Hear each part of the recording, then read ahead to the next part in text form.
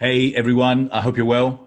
Thank you for being here. It's Bernardo. I've got a lot of things going on here, so please bear with me, but I'm very excited to be with you guys here today. I've got some fantastic things penciled and planned for you. We've got some great guests, and I hope you've actually managed to see the schedule that we have, because we've got some really exciting things happening in the coming 3 hours. So it's going to be an amazing 3 hours with a great lineup. There's more guests to be announced, but I've already announced it this morning. We've got Colleen Biggs, Brian and Janice Muldoon, Jonathan Chase, Nicole Marie Kite, Tonya Fairley, Chantel Simone, Lee Cockner, and then we've got Krystylle Richardson, Sara Davison, Paul Boross, Matthew Hersh, Danielle Bissonette, joining us from Canada, Josh Ritcher, Mark Fowler, Tammy Adams, and then I've got at 12:30 p.m. we're going to have Marisa Peer. So very excited about the lineup. There's more people to be announced, and it's pretty much the same thing we did last week. So it's going to be a great opportunity for us to be able to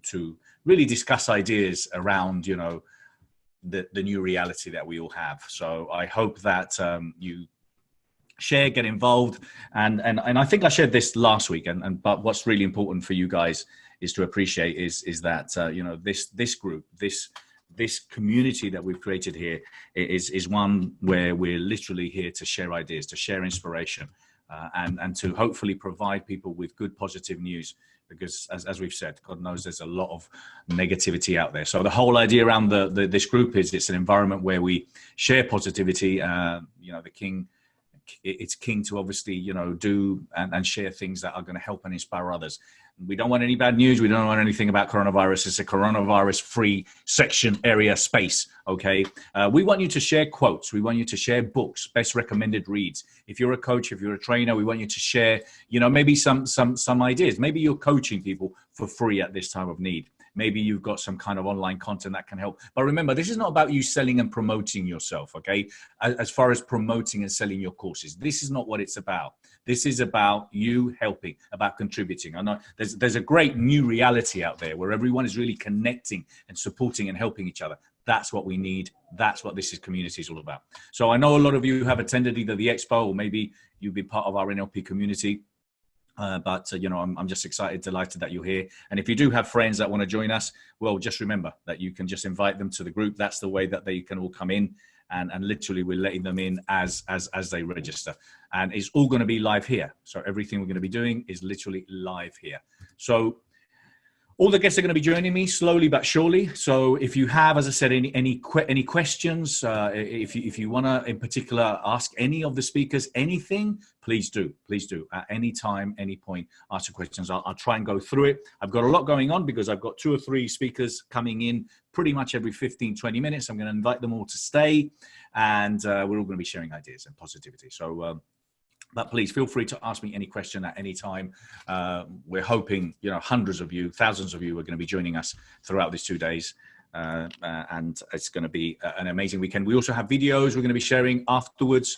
We're going to be sharing also quotes. We're going to be giving you access to the Best You Online. If you haven't taken advantage of that yet, please make sure you do. Make sure that you share, you know, you use and take advantage of a lot of the things that we have at the Best You Online, because we've got more than 700 expo talks. We've got inspiring people interviews, and it was 14 days. It was free for 14 days. We've now extended it for 30. So the bestyou.online, make sure you do that. Make sure you go in there. I am going to just basically put this out to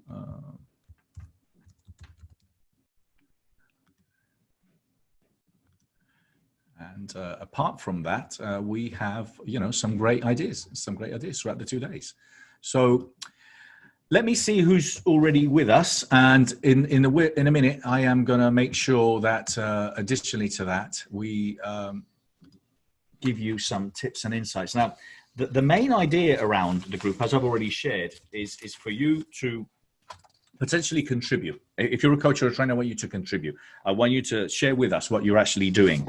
I know there's so many great people now connecting online, and it's just phenomenal how things have changed so quickly around the world, and so many great stories. So if you have some good stories of people that are, you know, doing some beautiful things, I'd love to hear about that too. Make sure you post it. If there's anything that you feel that could help others, that's helped you, Great. Let's talk about that. But, you know, I think there's never been a better time to be a coach, a trainer, or a therapist. I really believe that this well-being industry is going to explode, you know, literally within months. Not once, but during this process, and then afterwards, I think it's just going to be a phenomenal opportunity. I think this is also a great opportunity for a lot of you that are interested in transitioning. You know, a lot of you, you know, might have wanted to do this for a long time. Maybe you wanted to do something with a lot more meaning, or a bit more of a meaning. Maybe you've been thinking about writing a book. Maybe you wanted to coach. Well, this is the time to do it. There's so many great opportunities now for you to take advantage of this time to relax, to think. And that's kind of the conversations I'm going to have with a lot of the speakers. So my first speakers that I have first going to be joining me is Linda Benthall, Katherine McClelland, and Colleen Biggs. But I'm just going to make sure that they're with me. And very soon I'm going to give them access. Hey, Colleen, I can see you're there. I'm going to give you access in a minute. Thank you so much. And let me see what else is going on here. Any questions, anyone? Please feel free to ask us at any time, okay? We are now sharing this in several platforms. I think you can also click on share on the watch party. Please do. Feel free. If you want to share this in your own groups, or you want to share this in your own feed, please do. So go to the watch party, click on it, and share the live feed. We have a lot of people joining us as we go along. Hey, Eduardo, good to see you, my friend. Eduardo was here with us last week. He's a massive fan. He's got a big Latino community, and we've always been blessed with him and so many others that have been saying so many nice things about the Best You and kind of the work that we do. So I'm going to start inviting some guests in. Colleen, I'm going to invite you in. And then if any of you are joining us now and you're part of this panel, and you're going to be sharing some ideas, please just feel free to join us. So Colleen is basically, she's one of the founders of the Lead Up for Women that unites women of all cultures, race, and diversity in realizing their greatest potential. Hey, darling, how are you? Oh, let me see. Are you muted? Is it me? No, I can't hear you. No. Can't hear you. You can hear me. I can't hear you. There you go. There you go. Right. Perfect. How are you today? Oh, I'm doing great. I'm getting ready to go on a hike. Oh, yeah? Oh, brilliant. Yeah. Brilliant. Yeah. I think we all need some vitamin D and some fresh air. Absolutely. And you know, I think talking about this, there's a lot of people that are just too concerned. I know some people, you know, I know in certain areas it's different, and some of them, like in different countries, you actually have to stay at home. You can't go out. Yeah. But here, obviously, it's recommended that we stay indoors. But, you know, you are able to go to a walk to certain areas as long as you're keeping distances and everything else. Yeah. But there is a lot of people that are kind of panicking a little bit, that they expect us all to be in this panic mode. If you do have, obviously, you are able to leave your house and go for a walk, you know, it's obviously something that's good for you. But there are a lot of people that are scared out there, aren't they? Are they a little bit too, yeah, are people, I get why they're concerned, but are people panicking too much? Yes, and I'm so glad that you said that, because that's my lead-in for today. And my message that I wanted to share with our viewers today was all about replacing the word panic with possibility. And this is what I've been talking about a lot in my community. And I've been interviewing experts just like you have been, Bernardo. And I think it's important that we continue to share the message of possibilities and opportunity and happiness and service and love, and look at this as an opportunity for possibilities, that things that we can change in our everyday lives, and clutter we can get rid of, and things that we don't miss. Maybe now's the time that we get rid of those. And that's the thing. The thing is that, you know what, we're in general, okay, this is a massive global generalization here, but a massive percentage of us are procrastinators, okay? I'm a doer, but I'm a procrastinator. There's still a lot of things I know I should do and I don't do, and I tend to prioritize with other things.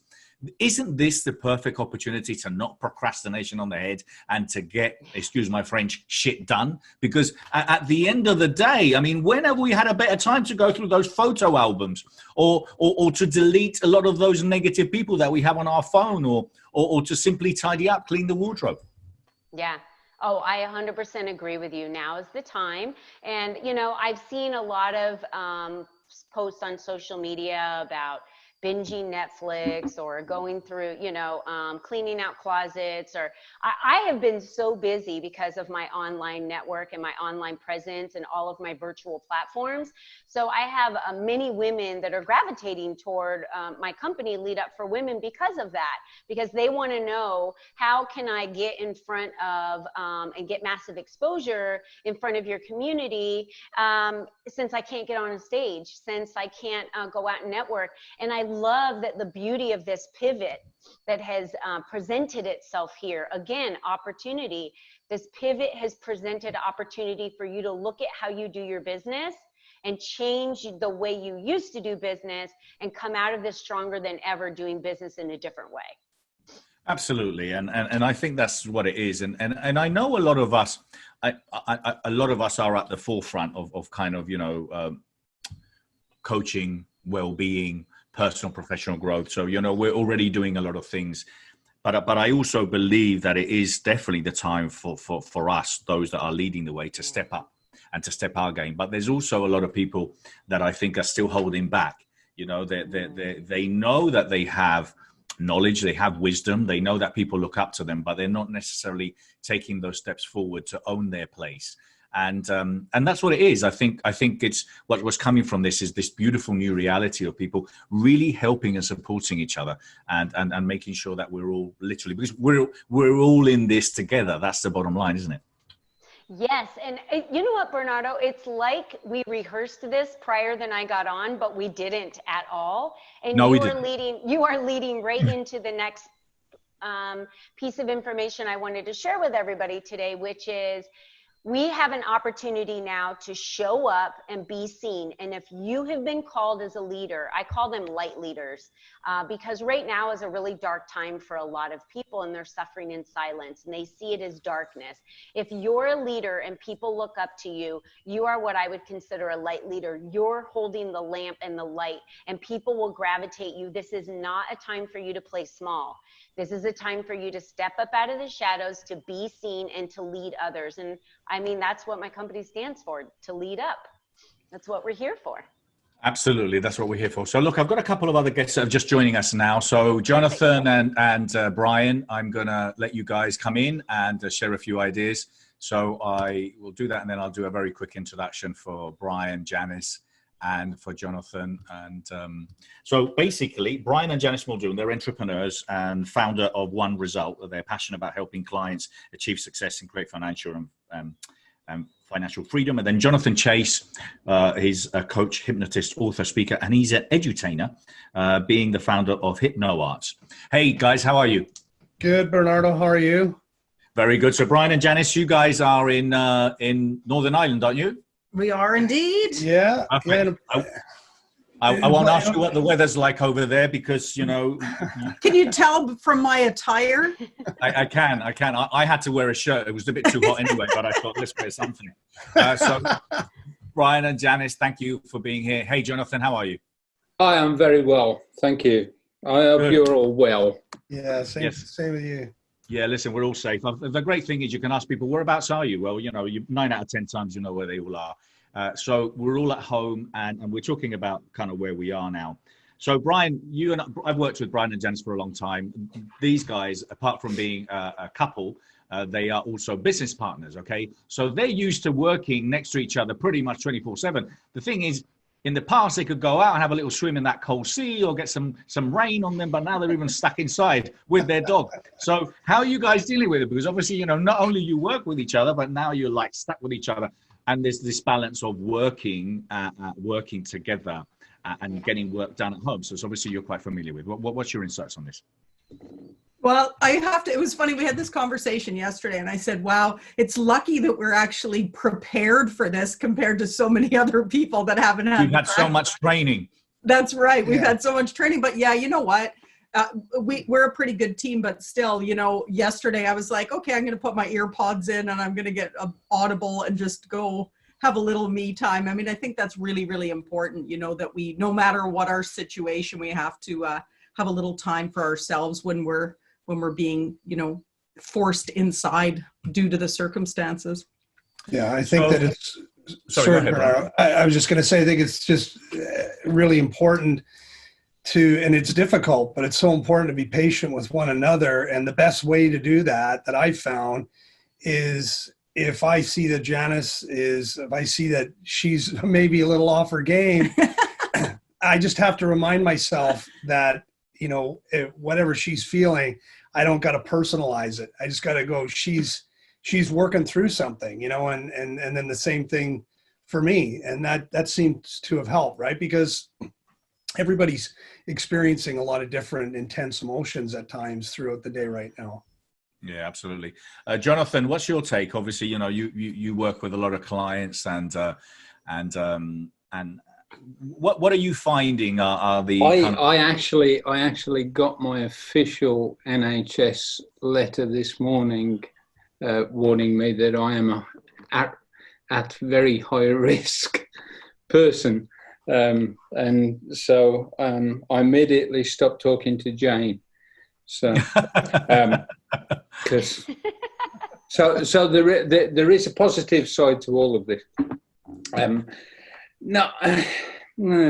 It's hard. It's tough. I mean, I've been getting a lot of people asking me, "How do you deal with this, John?" Because I live in a wheelchair, and I'm at a high risk for catching most stuff most of the time. I've actually got cellulitis at the moment, which is helping me shove up the skull.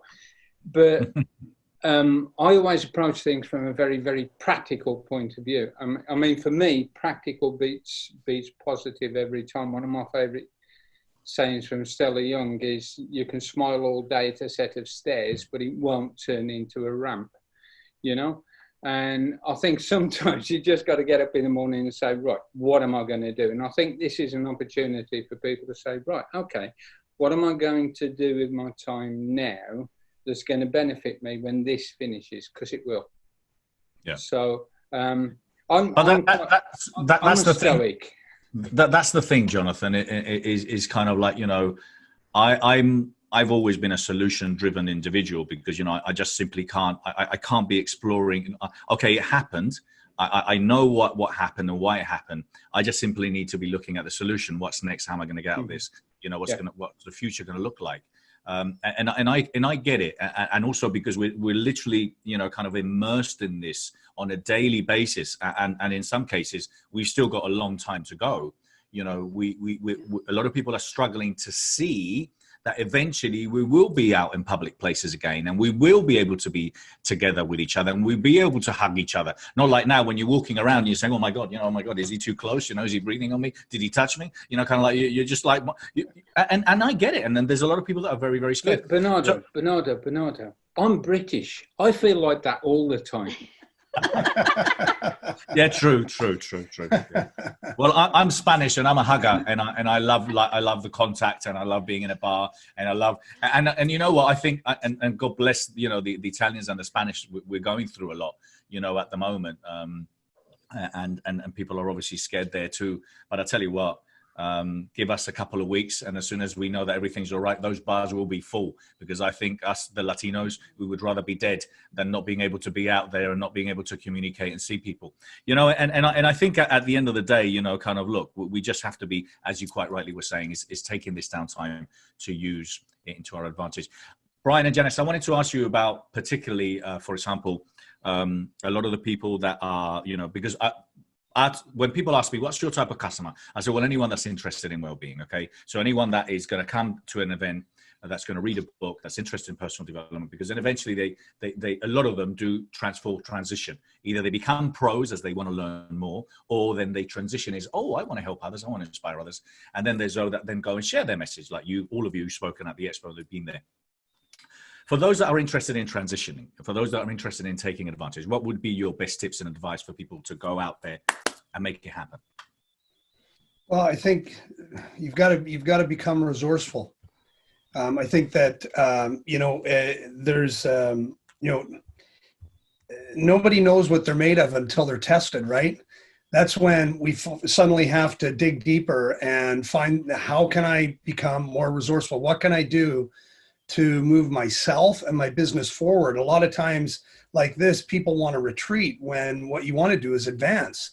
You want to lean into it. It's like, if you think about, if you use the analogy of say, you know, a battle. If you want to win the battle, you have to advance. You got to keep moving forward, even when every part of you says, you know, retreat. You've got to go forward. So you've got to try anything that you can, you know. This is, like you said earlier, sorry, this is the I heard you saying just before we jumped on there, this is the best opportunity for people. It's a very unfortunate situation, but we now we have a lot of time on our hands. So, I mean, cleaning out the wardrobes and all that stuff, it's great, but it's also a perfect time to, you know, enhance your skills and learn what you can do to make your business, when we come out the other side, you're going to be ready to absolutely go. Because I agree 100%. I think that the personal development industry is going to really explode on the other side of this, because I think people are going to suddenly realize how much they need it.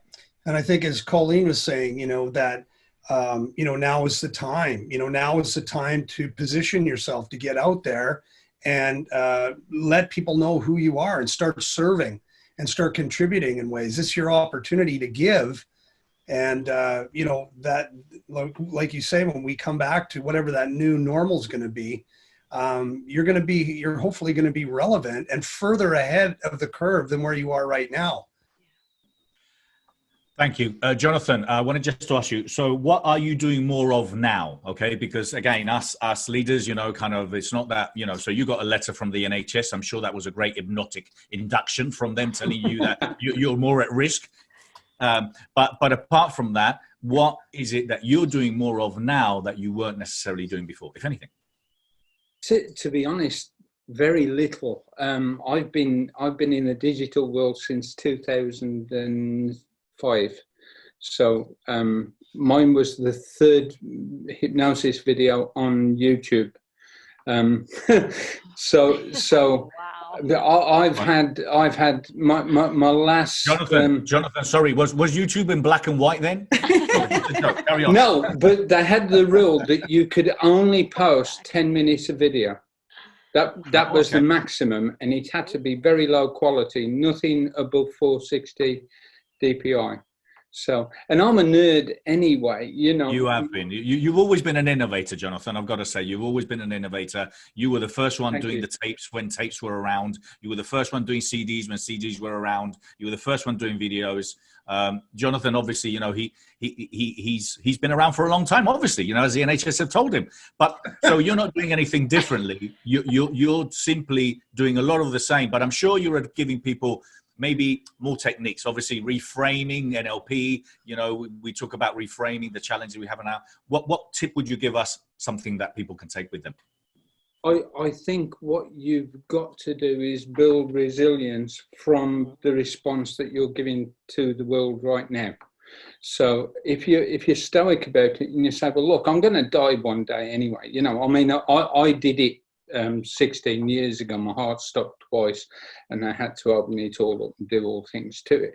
And it's the thing is, people say, oh, I'm going to die. Well, you are, yes, hopefully not now, and hopefully not a COVID-19, and hopefully you've got many years. But if you respond in a very stoic fashion and say, right, okay, I woke up this morning, now what is the next best thing to do? What is the next right thing to do? What can I sit down and write? What can I watch? What can I say on a live video to people? You know, for me, the one thing that I've been doing more of, Bernardo, is answering Facebook messages. I mean, they're coming in from, you know, I'm nearly maxed. I've got 4,952 connections on Facebook. You know, so I haven't got very many before I have to put the message up. Sorry, I can't make friends with you. Go to my other. Well, this might be a good chance, Jonathan, to get rid of some of those friends. Do you know what I mean? Because there's a lot of them out there. I keep saying this. I mean, one of the hashtags we got in there is #NoNegativity, and I think also with love, you know, and this is kind of the whole idea of these negative news. I mean, I'm sure you've all got them. I've got them as well. There's people that just love sending you a doom and gloom video. I mean, you know, if they don't send you a doom and gloom video about something crappy that's happening around the world, they actually can't live. And I'm sorry, I'm blocking them. I'm blocking them. I say, listen, either you start changing your messages or I'm deleting you. I'm blocking you. All right. because at least I'm trying to educate them, you know, and that's the whole idea of being part of the solution. I've been searching. Can I just say very quickly? Please. I've been searching for funny videos and putting up as many funny videos on Facebook, LinkedIn, Instagram as I possibly can, and try and make people smile, because there is something, folks, that you absolutely have to know. When you smile, you are smarter, because a smile fires the dopamine, the neurotransmitters in our cerebral cortex, and that actually makes us think better, faster, and in a positive's quite the wrong word, in a more productive way, in a way that, so, you know, I know it's terrible, and I know it's awful and everything, but you got to have a laugh, you know. You got to smile. Absolutely. No, it's great advice. And look, I love, you know, with Brian and Janice, I speak to them frequently, and we spend half the time having a bit of banter at each other. And, you know, like Brian yesterday was putting something on Instagram. He was recording some videos in his pants, you know, so that's what we're like. Do you know what I mean? You can't. No, I said funny, not scary.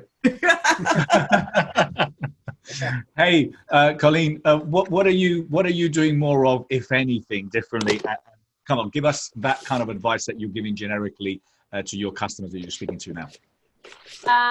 The generic advice that I'm giving just across the board that we talked a little bit about earlier is, like I said, replacing the word panic with possibilities. I am on Facebook Live probably 7 times a day, and that, you know, this is a resource that I've been using for a very long time, but not to that extent.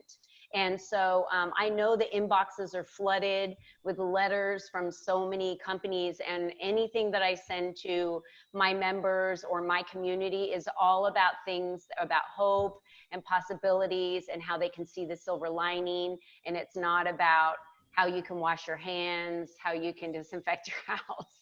I really want people to recognize that now is the time not to play small, retreat, just as Brian had said, and to go backwards. The opportunity exists today, and I think we're gonna see more and more small businesses emerging from this moving forward, because it's time to take our power back. So if you have been laid off, or if you've had some unforeseen circumstances happen in your life that you weren't expecting, turn your mindset around and really look at it through the perspective of what's the opportunity that was just presented to me and what other door just opened.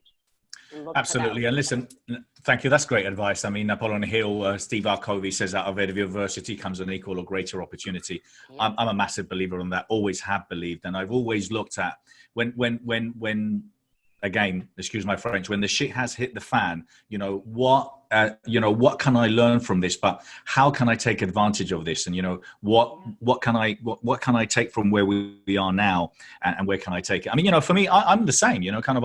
We're a big company as far as that we do big events and big gigs. We're a small organization. We've always had big dreams and big ideas, but this is a new reality for us too.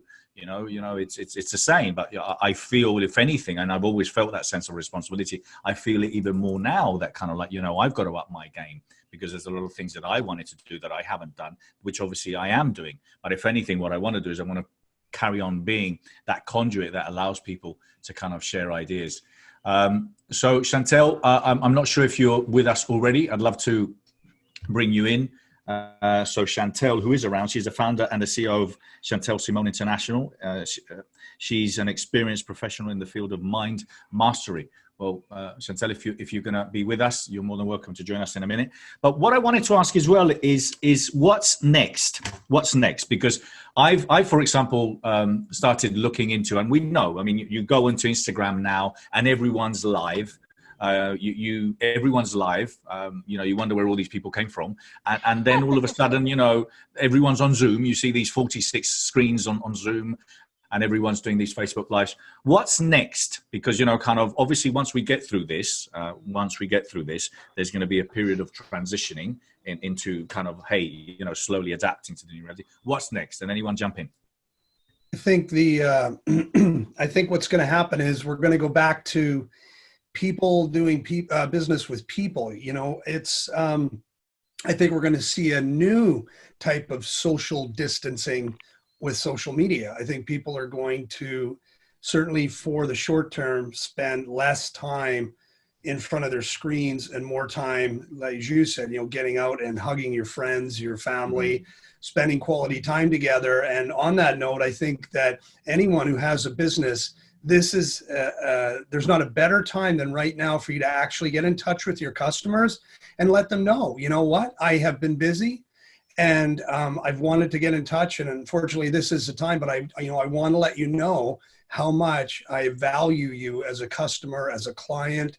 And, if there's anything I can do for you, I want to let you know that I'm here, but it was really important that I made this call to you. I think something like that is, this is where I see things going. It's not going to be send an email, get money. I don't see that as what's going to be happening. I was saying this to my team the other day because, kind of, again, I'm trying to keep my team motivated and God bless them, they are, because, they've been working with me for a long time. So that they've got no other way than being positive and thinking, what is the lunatic up to now? But the fact is that what I said to them, this is a time when exactly what you said, Brian. I said, this is a time when you show that you care. This is a time when you call your customers and you say, hey, how are you? And there's no ulterior motive. How are you? Are you okay? Are you safe? All right. And what's happened? And that's it. Because then I said, this is a time to plant the seeds. And any of you that are in the industry of having customers and clients, guess where your customers are now?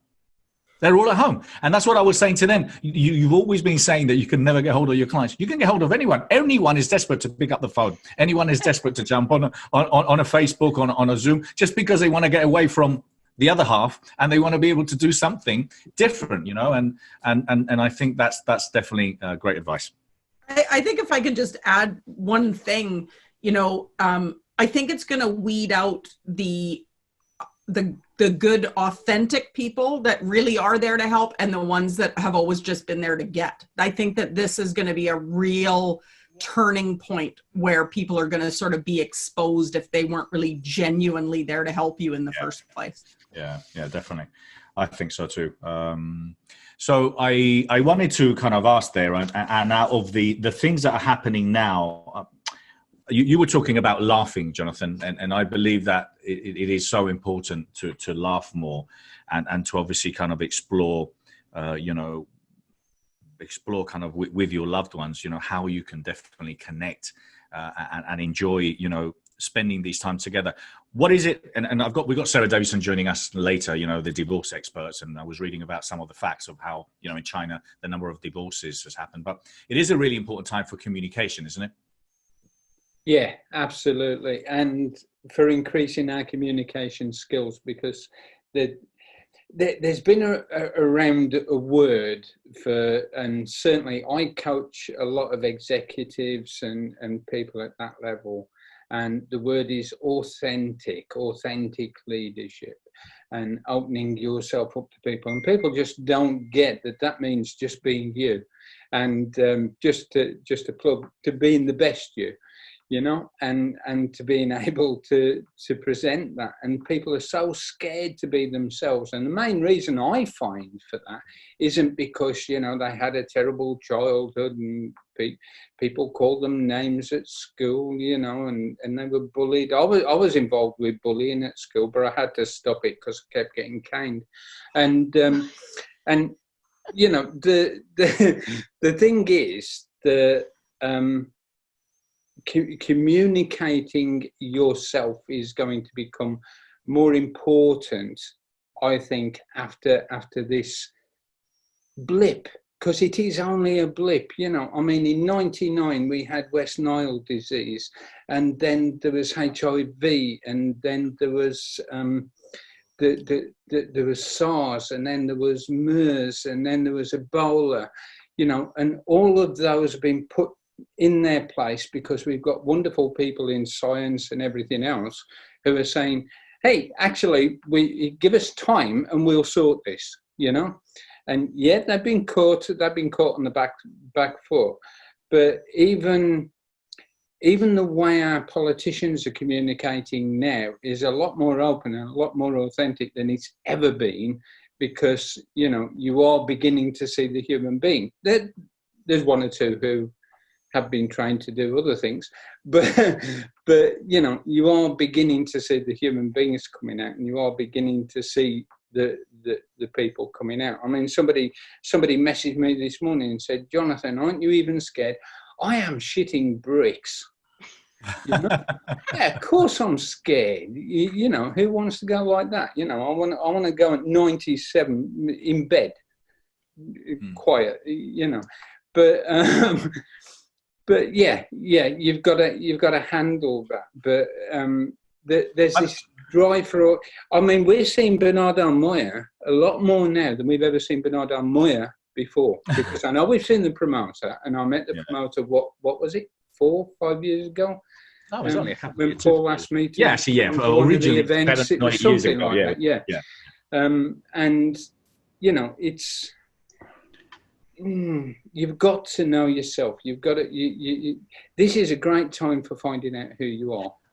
Well, and I think one of the things that I'm really identifying here very, very seriously is that, you know, there's so much creation being created at this time. There's so much thinking, you know, at this time.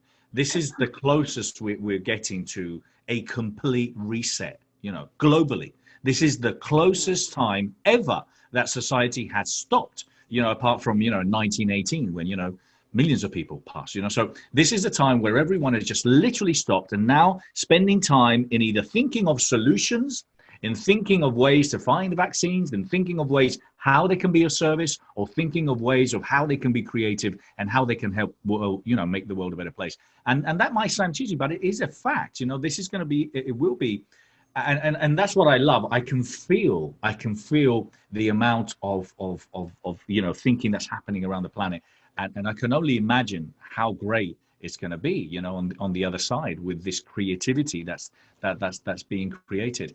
I've got a couple of guests that I wanted to join us now. One of the things I wanted for some of you that are watching the recordings here today, or you're watching us live, we came up with this idea, which is the food bank for the soul. Okay, so it's a hashtag that we did, food bank for the soul. And the idea behind it is that I wanted the Best You and the Best You Expo community, this page in particular, for it to be a place where people share. Okay, now I've been in the personal development world a long time, and I've seen a lot of people that are out there kind of, you know, they invite you to these seminars or they sell you tickets to these seminars, and then it's just a literal massive sales fest. I've experienced a lot of those. And obviously that was why I wanted to do a Best You Expo. Yeah, no, I know. And they've been around for a long time. And obviously that's why I wanted to create the Best You Expo, because I wanted to have hundreds of speakers sharing their ideas, and I wanted them all to come in and do that. But I want the food bank to the soul to be what it is, which is about us, coaches, trainers, therapists, to give things away. This is not a place or a time when you go and try and ask for the order for your masterclass. And that's why I wanted it to be. And look, it can be as simple as, you know what, I read this book and it changed my life. Or it could be, I listened to, or I read this quote, or I listened to this TED talk and it's helped me. That's what I want it to be. And that's what I want this to become, the food bank for the soul. So I'm inviting anyone and all of you to do the same, to make sure that you contribute. And I want to ask you, each and every one of you, because I've got a couple of people I want to bring in, Mark, Fowler and Chantel. I'm going to invite you to come in whenever you're ready. So could you recommend us a book or something that has helped you, or a talk or something that has kind of really inspired you, either now, before, or you would recommend? Well, I'll jump in quickly if that's okay. I actually started, it was funny because I thought about, I've read so many, obviously we all have, you know, personal development books and all of that. And yesterday we had a whole bunch of credits on Audible, and I downloaded, which one is it? The Ultimate Introduction to NLP. And it's Owen Fitzpatrick that's narrating it. And I love his lovely Irish accent. I'm just loving it. It was just such a great refresher. It was fantastic. I'm just sort of going back through some of the stuff, some of the books in the house that we have here, and just, you know, there's so much great information, and sometimes again we don't take the time to maybe sit down and just read a book. Yeah, absolutely. And this is a time, and I'm, you know, kind of, I'm finding myself working more hours than ever. I'm not necessarily spending enough time. I think one of the things that we were talking about last week, which I thought was a great idea, is to compartmentalize time, you know, to allocate specific times to doing specific things. Because I mean, I'm used to working from home, so I do a lot of hours. I work up at 5 and then I finish really late, but it's really blocking in time to do things, you know, at specific times. I mean, I shared a couple of books last week that I, you know, kind of, for me, I absolutely love. Big Magic from Liz Gilbert, which is all about the idea of, well, the book is all about ideas, and I love the idea of what she thinks, you know, which is that, you know, you ideas are literally, you know, traveling from mind to mind, trying to find a place to channel and become a reality. And if you don't, if that idea does not become a reality, then it will find another body or someone else. And many of us have seen that, you know, when we thought, oh my God, I thought of that. I was going to create that. I came up with that idea. And all of a sudden it becomes a new reality. And that's the thing. And so I love that book. Lise Gilbert, highly recommend. The Mindful Athlete, I also recommended, from George Mumford. And also biographies. I mean, Shoe Dog, you know, the guy from Paul, Film Night, also a great book. And then, you know, Jim Rohn. So I recommended a few. Atomic Habits, which is a great one as well. From Atomic Habits is from James Clear. Brilliant book, especially now that we're trying to create new habits. It's a brilliant book. So I've got now Mark Fowler here with us. Hey, Mark, how are you? Hey, Bernardo. Hey, can you hear me? We can hear you fine. Oh, good. I was having a little trouble getting in and connected, so thank you very much. No, my pleasure, and thank you so much for being here. So, well, basically, I just wanted to kind of welcome you and acknowledge you, because I know you've been following us for quite some time. So tell us, Mark, what is it you do, and how are you helping people now? Well, I'm a business. My license is a CPA, and I'm a certified management consultant. But my business revolves around building and rebuilding companies, and I've turned around a lot of companies. But what's essential, and this is one of the reasons why when Devin Blaine mentioned you guys, I was very excited, was that we have a communications business called Revolutionary Conversations, based on our book, Revolutionary Conversation. And we've been teaching since the 80s, UCLA and whatever. And we've integrated for years, getting people in businesses on the same page, appreciating each other, understanding that they've got to come alongside each other. And we've been able to inject it in a way that it doesn't look like it's training. It doesn't look like it's, you know, we've got to twist people's arm to be more connected and more interactive. So. Well, thank you, Mark. And you sent us a really nice, I remember you sent us an email when we postponed the expo, and you sent us a really nice, or you sent me a very nice email, and I appreciate that.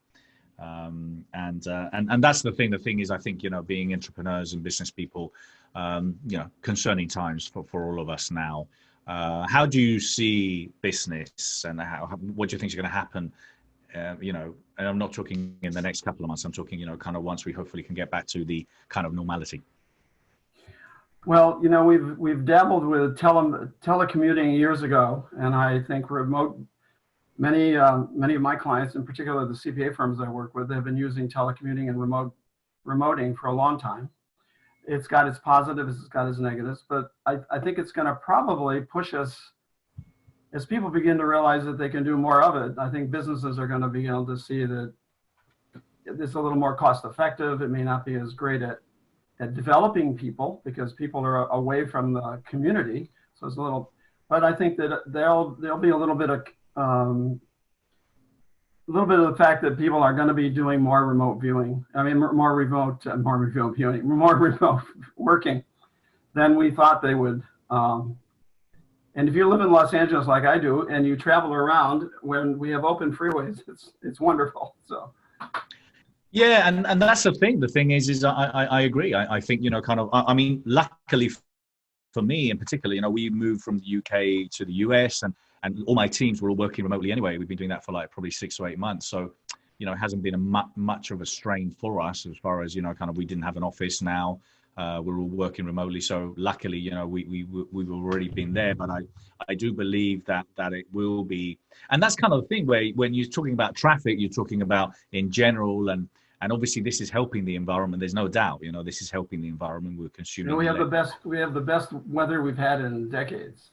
Absolutely. And you know, and you know, we're consuming less fuel, and you know, people are consuming more toilet paper, it looks like. But I mean, apart from that, you know, there's a lot of less consumption than there was before. Now, my question is to all of you in general, and I wanted to, Chantel, how are you? Thank you for being here. I'm fabulous. Thank you. Thank you for having me. Good morning, everyone. Great to see you again, Chantel. Likewise. So what I wanted to ask, and I'm going to introduce you in a minute, but what I wanted to ask you in general, are the birds singing more now, or are we actually just stopped and we're just actually hearing them? Both. It's a random question, but I'm just saying, I know I've like confused you there, but what I'm trying to say is that all of a sudden people are sharing the idea, oh my God, the birds are singing. Well, you know what? The birds were singing before, but it's just maybe because, yes, okay, there's maybe a little bit less traffic, but maybe because we've all stopped and we've paused, we started to look at the skies. We started to look we started to listen to the birds singing, we started to appreciate other people's, life and being concerned about them. So what do you think? Well, me personally, I think that a lot of things in life begin with awareness. So we just now have time to be more aware of what's going on around us, where we're so busy caught up with our regular lives that we don't go for walks as often as we'd like. So I think that now, and I go for walks every day. So now when I'm in the park and I see people, the people are still kind of playing, but keeping their distance at the same time. And I see nature all the time, and it's always been there, whether it be the birds chirping or realizing that we have extra time with our family or appreciating the people around us. I believe that it just opens up a door to opportunities that we probably otherwise wouldn't have thought of or wouldn't have realized. So to me, it's just awareness. It is awareness, and I love the word awareness, because a lot of the times people are alive and technically they're dead. I mean, basically because they're not aware, or they're not aware of anything. They're not aware of that internal dialogue saying really negative things to them all the time. They're not aware of all how the negative lights they are on are. and there's nobody home. Absolutely. So Chantel, you specialize in mind mastery. Okay, that's what you do. You're in the field of mind mastery. Now, there's going to be a lot of work for you in the coming weeks and months, isn't there? Because there's a lot of mind building. Yeah. So what's your thoughts regarding kind of where we are now, what people might be experiencing in general? Yeah, well, you know what? It's interesting because my background is NLP. I started the practitioner and I went to the mastery. I'm a trainer of NLP. And at this point now, hypnosis and timeline therapy. And one of the main things for me is I've been working with people for over a decade. And it's really, I've been working on referral basis. I'm from Canada, so I'm fresh to the Los Angeles area, but loving it.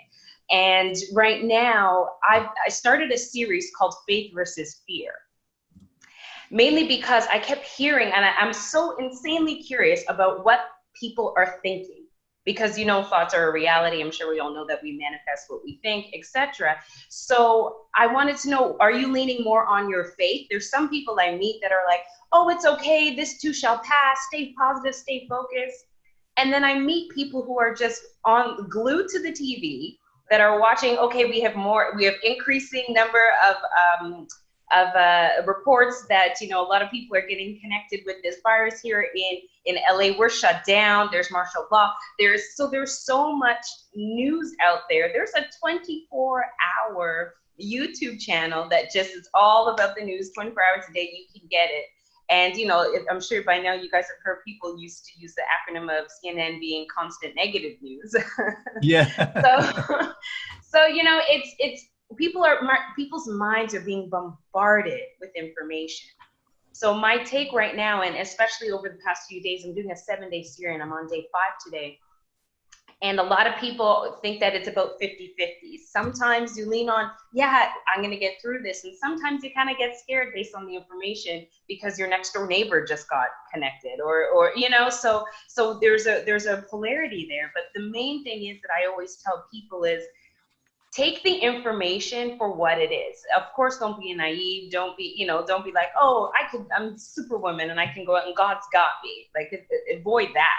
But, use precautionary, do the washing your hands, do the social distancing, but avoid letting that drive your mind and drive your decisions.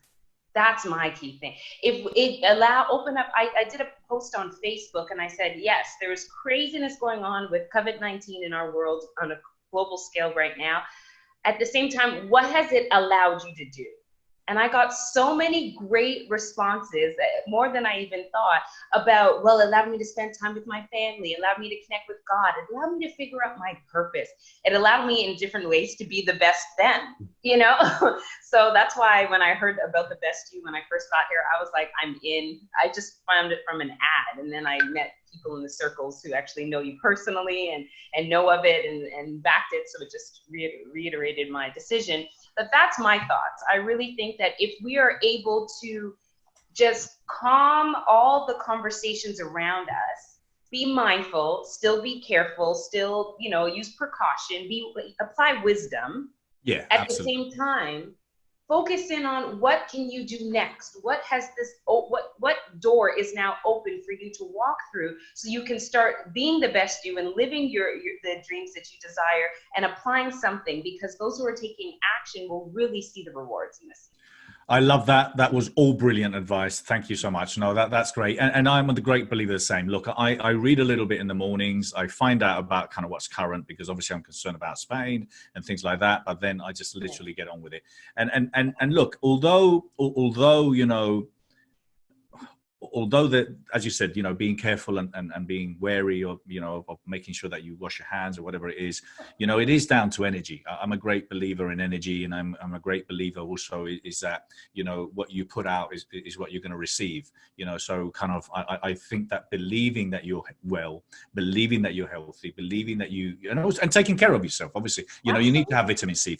If you're stuffing yourself with cake and McDonald's every day and Coke, and, well, you know what, hey, you haven't got a great immune system, end of. So exercise, you know, there's basic logic. Okay. Now, after that, you just have to believe that you're going to be absolutely fine, that you're going to, that everything and anything is possible. I had this story, which I shared with one of the assistants, and there's a little bit of NLP and hypnosis here. And basically I shared the story that I came in. Okay. This is unfortunately, hopefully this is not recorded, but it is. I shared this story that I was young and I was 16 or 17, and I was a little bit, let's say, on the side. I used to smoke, okay? And then I came into the house, and I had my helmet. I had the helmet on, and I walked into the house, and I didn't even realize, because it was so cold outside. And my mum said to me, she was talking, I couldn't hear. She says, take your helmet off. And because I didn't even realize I had my helmet on, and I was sitting in the front room. Okay, so the story I'm sharing here with the helmet is that the idea is that if you imagine you have a helmet, you have a helmet on. When you walk outside, and this helmet completely blocks everything that's negative coming to you, and it's all closed in, and you can walk out and around, and you're walking around, you feel absolutely great. Well, hey, I suggest all of you to imagine, visualize that you've got this beautiful helmet that you wear every time you go out, which doesn't allow any bad germs or any virus to come your way. Anyway, we're going to leave that with you, and I've got a couple of more guests. Brian and Jonathan and Colleen, thank you for being here. You don't have to leave, okay? And you're more than welcome to jump in. But I've got a couple of guests that I want to bring in here, and I want to thank you. If you do need to leave, I want to thank you so much. As I said, if you want to share, you want to stay, please do. Nicole, hey, how are you? I'm very well, Bernardo. How are you? Very good. Nicole is a global training director specializing in behavioral change and has worked with over 6,000 individuals to achieve peak performance. Nicole, I can only imagine how many more customers you're going to have moving forward. How are you? And where do you live? Where are you based? So I'm actually based back in the UK at the moment. I split my time between here and LA, but I managed to get on a flight back over to the UK to be with my family, you know, ahead of this particular situation. So currently back in the UK at the moment. Okay. All right. Great. Well, I had my fam. I've got my wife and my daughter. They're still based there in London. And then I've got my daughter, my son, he's in Spain, and another one's in the Caribbean. So we're scattered all over the place. Wow. I made the decision to stay here anyway. And kind of like, you know, it's difficult, and it was a difficult one. So what are you doing now? What advice are you giving customers, people that you're working with, in order to kind of get through this process? Yeah, I mean, if I'm honest, I think there's a couple of things. I think, you know, particularly I work with a lot of people who are leading. They lead and they manage teams of people, which is an incredibly difficult position to be in at the moment, because you have to manage not only your energy and your concern, but also the energy and concern of others. And I think there's a couple of things which I personally have been talking to a lot of people about. And one is to be really transparent with the reality of how you're feeling. I think the truth goes a long way with people at the moment, and people feel very comfortable talking about their concerns and their worries. But I think also it's about being compassionate, because we can't control what other people do around us. We can't stop our neighbors from maybe hosting those barbecues with lots of people coming, or going to talk to people when they shouldn't. But it's about focusing on what we can control. And it's, things like you just mentioned, your own health and energy, bringing that laughter into your life, focusing on your own, self-development, where you want to go to. I think it's about taking control consciously of the things that you can truly control, and letting go of the things that you can't, because I think that frustration is very high in a lot of people. So it's just learning to have that compassion for self, but also for others at the moment. That's great advice, and I think that's the challenge. I think a lot of people are trying to control everything, and they're trying to control. They're trying to control everything. Trying to control the news. They're trying to control the neighbor going outside, and kind of we've gone to this extreme. People are running down the street, and all of a sudden they start shouting, and you're like, "Hello, I'm just running." Do you know what I mean? And there's no 100 feet around me, and she can walk because she's got a dog. Well, hold on a minute, I haven't got a dog. Imagine I've got an imaginary dog. So, a lot of people are just literally losing their cool, and they are. And if anything, it is about being kind, because I think if anything, this is a time to be kind. This is a time to be understanding. This is a time to communicate. This is a time to engage. This is a time to reach out. So I love that. That was great advice. So Tonya is a speaker, author, entrepreneur, and CEO for Strands on Grand, and hair restoration center with a hairfelt passion for hairstyling. So how are you doing at the moment? You must be struggling to work with people remotely. Sorry, can't hear you. Let me unmute you. Okay, there you go. Sorry, I was just saying that you must be struggling to do people's hair remotely. My son's a barber, and I sent him this picture this video that was the other day, but this guy was doing the hair on someone's TV. He was just like, yes. I've gotten that one like 100 times. I've gotten the ones where people are holding clippers and saying, "Please help me." But it's definitely an interesting time. And one of the things that what's so different about me and what I do is that I definitely pour into people behind the chair. So even right now, I tell my clients, like, look, this is not the end all. We definitely all have to work through this together, but don't take drastic measures. Have fun, play with your hair, right? But the realization of this all is that anyone in the beauty service industry here, because I'm in Los Angeles, if we're not working behind the chair, we're not making any money. And our income came to immediate halt on March 18th for 30 days until April 19th. So you have to get creative. And one of the things that I do in my hair restoration center is I teach people how to either sustain what they have or regrow what they've lost. And so I've learned to do virtual consultations because being a hairstylist is all hands-on. Virtual consultations, talking to people from all over about how to not stress out. Like it's like that cliche, like, oh, don't stress. Well, if you start losing your hair during this time, that means that you're internalizing and you're stressing. So my role has now become showing and teaching people how to take care of themselves during this time.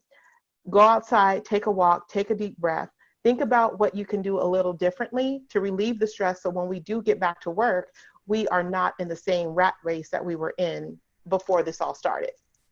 And what I've learned from a lot of owners is that they were not prepared even for a small situation to set them back.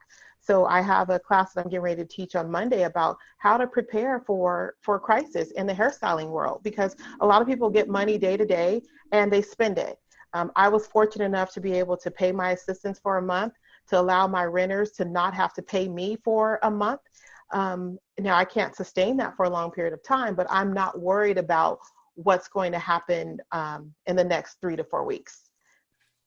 Yeah. Okay. Well, great. And that's great advice. And literally there and then, obviously adapting quickly to the times. And that's the thing. The thing is with what we've got going on, there's no time to freeze. There's no time to just literally just go into panic mode. It just doesn't help. And again, we were talking about last week, we were sharing this about breathing.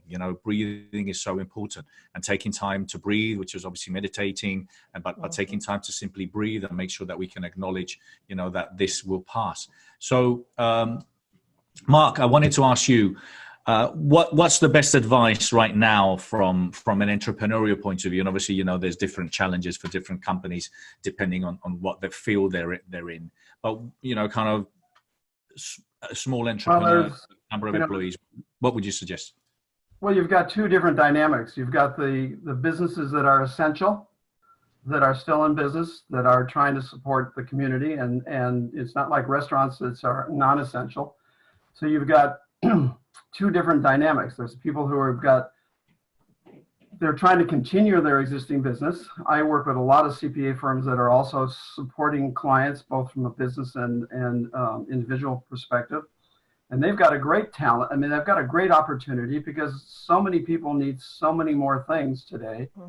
Everything from their wills, their succession planning issues. There's just a great opportunity within that essential business. Now, if you're a restaurant, and God, there are a lot of restaurants in Los Angeles that have been around for 100 years. Now, you have to wonder what can they do? And those kinds of situations, hopefully they've got the financial wherewithal to weather it out. But some of the smaller people have to start thinking about, maybe they have to think about refinancing everything they have, or they have to look at bankruptcy. They have to look at planning for maybe what the next position they're going to have to grab a hold of in order to make it, because as Tonya was talking about, she's got 3 weeks. Many people don't have 3 weeks. They've got 2 days, And I get that I'm not trying to sound condescending here either, because, kind of, I want to let people know that I've kind of started all over again at the age of 26 and 40. I lost everything. I had to start all over again. So I've been there.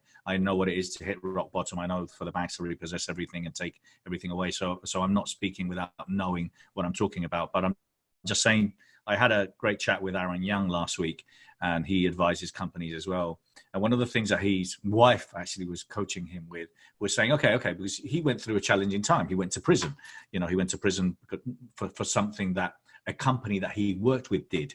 And he's got a great story. But his wife was saying is look, and I love this approach. And okay, basically is around, okay, what's the worst case scenario? Okay, because the best case scenario is, you know what, you actually have your job. Okay, you have a business, but you're dead. Okay, now out of both options, obviously, you know what, I would rather be alive, and not have that job, and not have that business, and not have that company. So the worst case scenario is always the worst case scenario. And trust me, if you're still watching this, if you're still listening to this, if you're still around, then obviously you're not in the worst case scenario. Okay.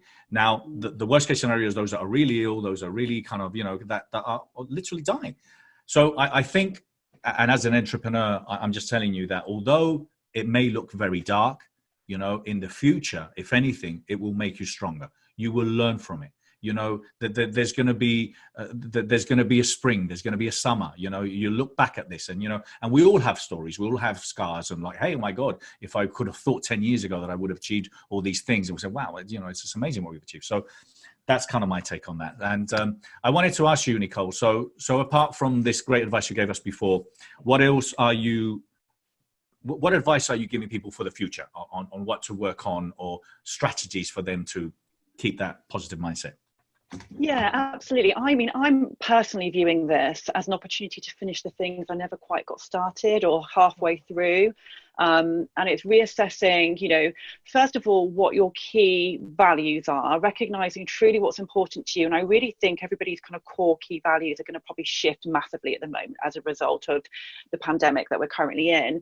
And it's about kind of really connecting with what's truly important to you, and then really sitting down and think, what are my goals? Where do I want to get to in the future? Because there will be a future. And I want to know what that means for me. And it's making sure that whatever steps you take to get there between now and whenever you want to achieve that, taking in mind that we've got a few hurdles to get over, is considering, actually, what can I do right now to make those steps? What areas can I learn? There's so many people giving away wonderful free opportunities to learn new skills. It's embracing that learning opportunity. And I would sit down and really figure out, what is it you're trying to do? Where do you want to get to? What are your core values? And what can you do right now? Because there are so many things I've started previously and I never quite got finished because I got busy. And I'm looking at this as an opportunity to really reconnect with those and achieve all those goals that maybe I've not quite got to yet. So I think my big advice would be, look to the future, make a plan for it, and then actually take action. That's the key thing to keep you moving forward and get into that cycle of continuous improvement. So recognize, what is going well each day, and then look for areas to learn. And then think, what things can you apply to help that really grow and prepare you for when we come out the other side. That's great advice, and I wanted to add to that. And from a business point of view, I think what this is going to bring as well, what it's bringing already, but what it will bring more of is, how can we exchange or barter services? I really, really believe, I reached out to Jonathan a couple of days ago, say, come on, Jonathan, let's talk, because we've been there talking for a long time, but I know I could take advantage of a lot of his content, put it on our online platform. We've got lots of content. We've got more than 700 talks. We've got so much content there, but we need, and we're looking for more courses. So, but I believe that this is it. I think it's what do you have? And how can I help you? And what do you have? And how can I help you? And that's the whole idea around it. And I think with entrepreneurship, that's what it's going to be. And I think it's about partnerships. I think it's about joining forces. I think great alliances are going to come from this, and international global alliances. I'm speaking to people in the next couple of weeks. I've got phenomenal podcasts and webinars scheduled, but I've got amazing conversations with top leaders around the industry to see how we can work together. How can we join forces? So I'm speaking to someone from Dubai. How can we start looking at working more internationally in the Middle East? And that's kind of where I think I would advise all of you to maybe explore. Chantel, anything you wanted to add? Tonya? Because I've got a couple of people I want to bring in soon. I just wanted to say too, like in every industry, everyone has that niche. And if we sit back and really think about how our niche is going to change or it's going to evolve, there is so much good that we can all do for each other. Like you said, the bartering and all that. It is going to be we're all going to have such a great story once this whole situation has leveled out. And for those people who grow in times like this, you won't be the same.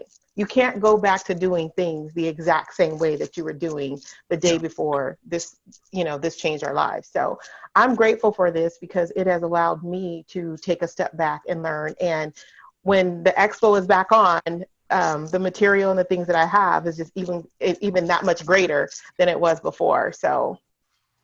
Yeah, no, I was going to share that with you. I did ask last week some of the speakers that were there, and I said, okay, you're scheduled to speaking at the expo. Has your message changed in any way? So has your message changed for any of you?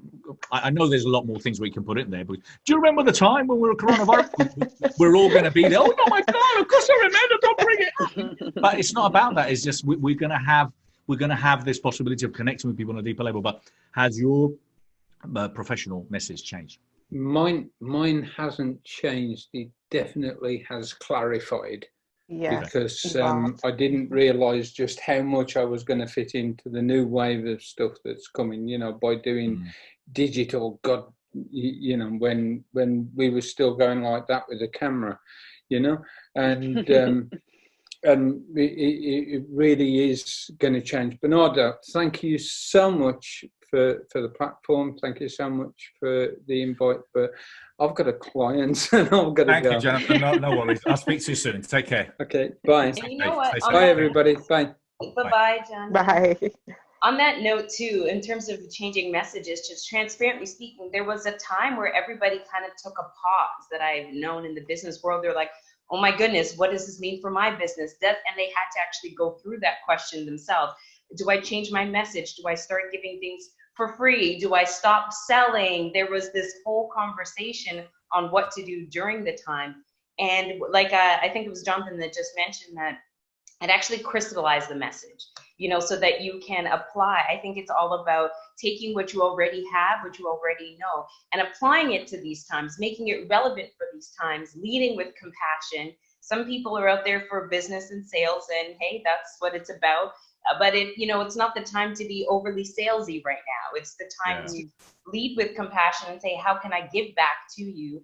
I'm going to give this for free. I just interviewed Sharon Lechter, who's the author of Think and Grow Rich for Women and Outwitting the Devil. So we had a conversation online on my show yesterday.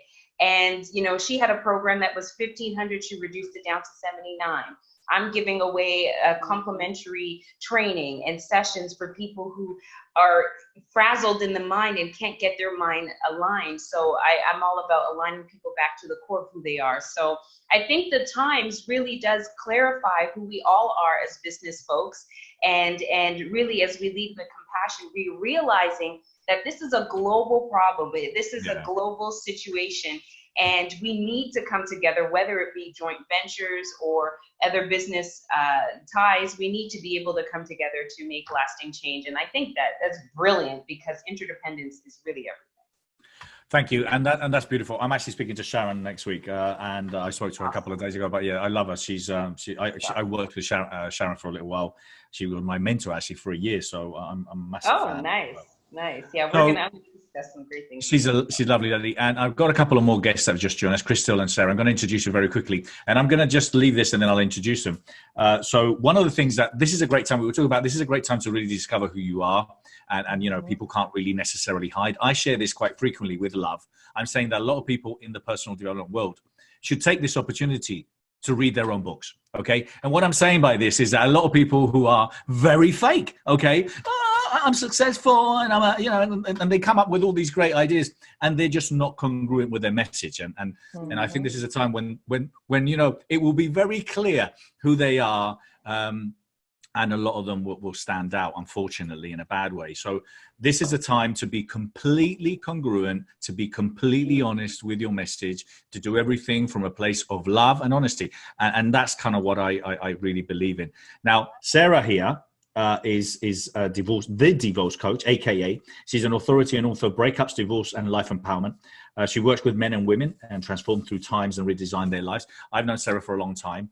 And she's been in this industry, and everyone knows Sara. She's obviously based in the UK. Well, I'm saying obviously she is based in the UK. And wow, Sara, you're going to have so much work when this is all over, because the divorces are just exploding. People have to wait to get divorced for the coronavirus to finish. But the moment it's all over, people are going to go to court and start divorcing. Is this what you're feeling or experiencing? And it is all down to living together too much time with your loved one. What are you experiencing? What are you getting? Hold on, you're on mute there. Sorry. Am I unmuted now? Thank you. You're unmuted now. Hi, everyone. I love to see your faces. I know some of you already. But yeah, I mean, we are on total lockdown here in the UK. So we are only allowed to go out once to get food.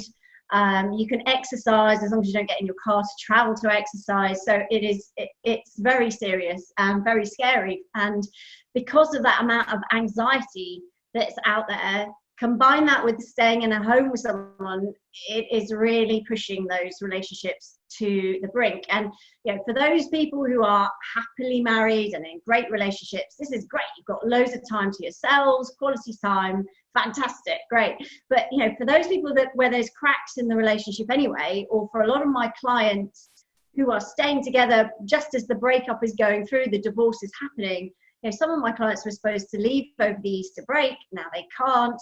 It is literally pushing relationships to the brink. And I was in the Daily Mail this week talking about how the divorces are going to spike just because there is so much pressure at the moment. And I'm seeing so many inquiries on how can I save my relationship during this period, Sara? What can I do? Or how can I stop myself from like making this worse? Because I just can't cope being in the same home as them. So yeah, a lot of pressure right now. So yeah, and it's unfortunately for relationships that already, you know, maybe, you know, transitioning to divorce, or those that are unfortunately even worse, you know, in an abusive relationship, you know, that can be even worse, you know. So my heart goes to those people and obviously kind of these challenging times. Krystylle Richardson, she's here with us, speaker, author, coach, radio show host. And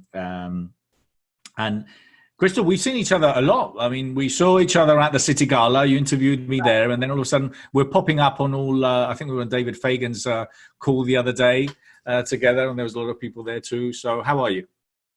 I'm excellent. I am so excellent, because today is March 28th and it's our 28-year anniversary. So there's no divorcing going on here. I wanted to tell Sara. So thank you. Well, he's a very, very lucky man, isn't he? So, I mean, that's it. So, okay. So what are you doing more of now, if anything? And what advice are you giving people? Wow. Yeah. So yeah, we've been popping up on a few summits and webinars and calls here lately. And part of it obviously is because everybody's having to go online right now to get their messages out. And I'm just honored to be asked to be on a number of different platforms that are out right now. And part of it really has to do with the fact that people need so much help right now from a mental perspective. So I speak on leadership, I speak on mindset, and really mindset is huge anyways, but especially when we're talking about the fact that we're all shut in, and we're shut in really having to deal with what's going on in our minds, right? Because you get real mental, sometimes people do during times like this. So I've actually been doing a lot of counseling, not necessarily coaching. I've been doing some coaching, but a lot of counseling with people, with married couples, with people who have seniors, with even some younger people that have totaled their cars during this time. You know, there's like a lot that's going on. Marriages are actually on the brink, for real. And so it's really been just trying to help people, Bernardo. Yeah, no, I get it. And that's kind of where we're all going through. It's so Sara, with a lot of the challenges now, and obviously, you know, I know a lot of the things that you do with your coaching is NLP based. What are the best tips and advice to give people in order to kind of reframe or you know, start visualizing, you know, the potential positive outcome with the right mindset? Well, it's a really good question, because with anxiety going through the roof, it's about taking control of what's going on in here, first of all, because most of us don't realize that we can actually control what's going on in our minds. So how we choose to react is up to us. Now, I know that sounds kind of weird for a lot of people, but actually it's true. And a lot of the work that I'm doing at the moment, I'm doing free videos every day. You can send your questions to me, and I'm answering your breakup questions, your relationship challenges on video every day. So the sort of things that I'm sharing with people, the NLP techniques, Bernardo, that I learned with your company about 20-something years ago, when I was 12, obviously. But those things are things like, you know, taking control of your mind and helping you to dial down the anxiety levels. Now, that might be by shifting your body language. So, for example, I get my clients to think about a time when they were genuinely relaxed or calm, and then how are they sitting, how are they standing? And then just trying to go back to that body language rather than the anxious body language that we're seeing so much of at the moment. Taking control of those emotions and trying to ask yourself better questions. A lot of us get stuck by the dialogue, the narrative that we say to ourselves over and over again. And those words and phrases that we use are so powerful because they're telling us how to be. So, for example, you might find yourself saying, gosh, what happens if I get ill? What happens if I'm sick or I can't get out to get to the shops? What happens if I can't get any food? These disempowering questions keep you going round and round in circles. So the trick is to try and take control of them and feed in more empowering questions. They're going to get you focused on, what can I do right now to feel a little bit better? Or what can I do right now to solve this challenge? Or to cheer up my kids, or to make my relationship with my partner a bit more playful during this really stressful time. So just by changing the dialogue that's going on in your head, you can change the kind of feel, your anxiety, and dial that down. So techniques like that are always really useful at times like this. Yeah, absolutely. And obviously, I mean, you know, kind of not that I'm not here to plug my book because I'm not, but my book is called... It's very good.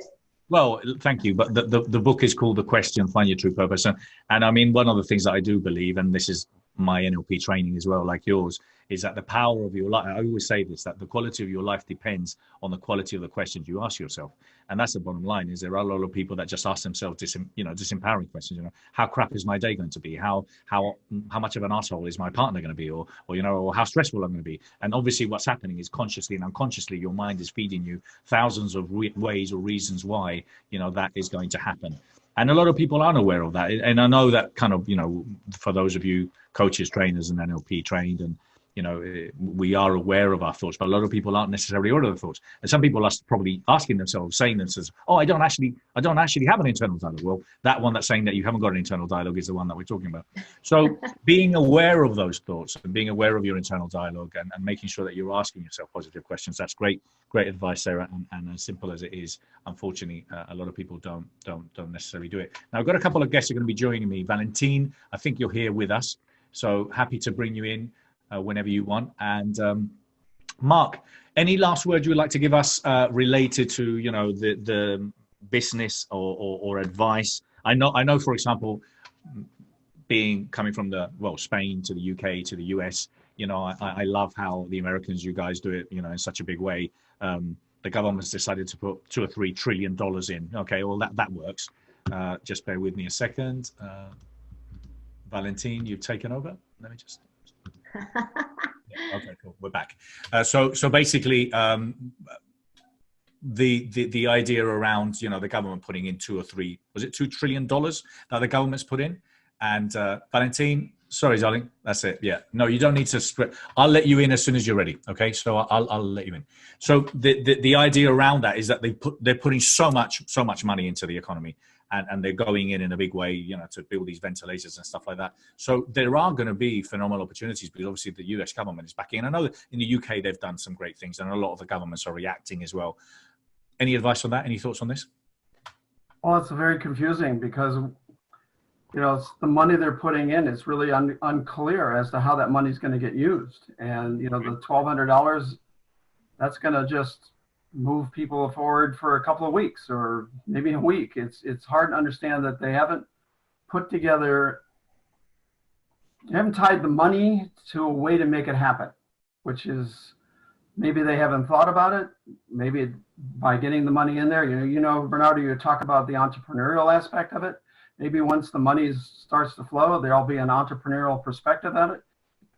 I think it's a little bit of a guess. I think we have to stay positive about it. I think the government's learning as they go, and we're learning as we go. And one of the things I was going to talk about, I've turned around over 100 companies, and the only way I was able to do it, from a positive perspective, was to know that it was done. I walk into a situation and it's done. And now I know that it isn't done, but we know that we've completed it in a mental way. It is done, and we've almost had 100% success rate by being focused on this is gonna happen. It's already happened. Okay. All right. Well, that's great advice, Mark. That's great advice, and especially when there's so many companies that need to be turned around, and so many companies that are going to start from scratch. So I've got Valentin. Is it Siroon or Siroon? Siroon. Correct. Siroon. Thank you. Valentin. Hi, Valentin. It means pretty in Armenian. It means pretty. Okay. In Armenian. In Armenian. Okay. She's an entrepreneur, speaker, and owner of Home Sweet Home Reality, and she helps people realize their dreams of financial independence, home ownership, and self-development. So, and then I've also got here Matthew. Hey, Matthew, how are you, Matt? Doing well. Thank you for being here. I'll introduce you in a minute. Thank you. So, Valentin, what are you experiencing a lot more of now? What are you sharing more of now? With me? Yes. Okay. So first of all, I was having such a hard time getting on here. I was like, where's my video? So I found my way in. What I'm experiencing is a lot of people doing a lot of panic moment. This is happening to all of us.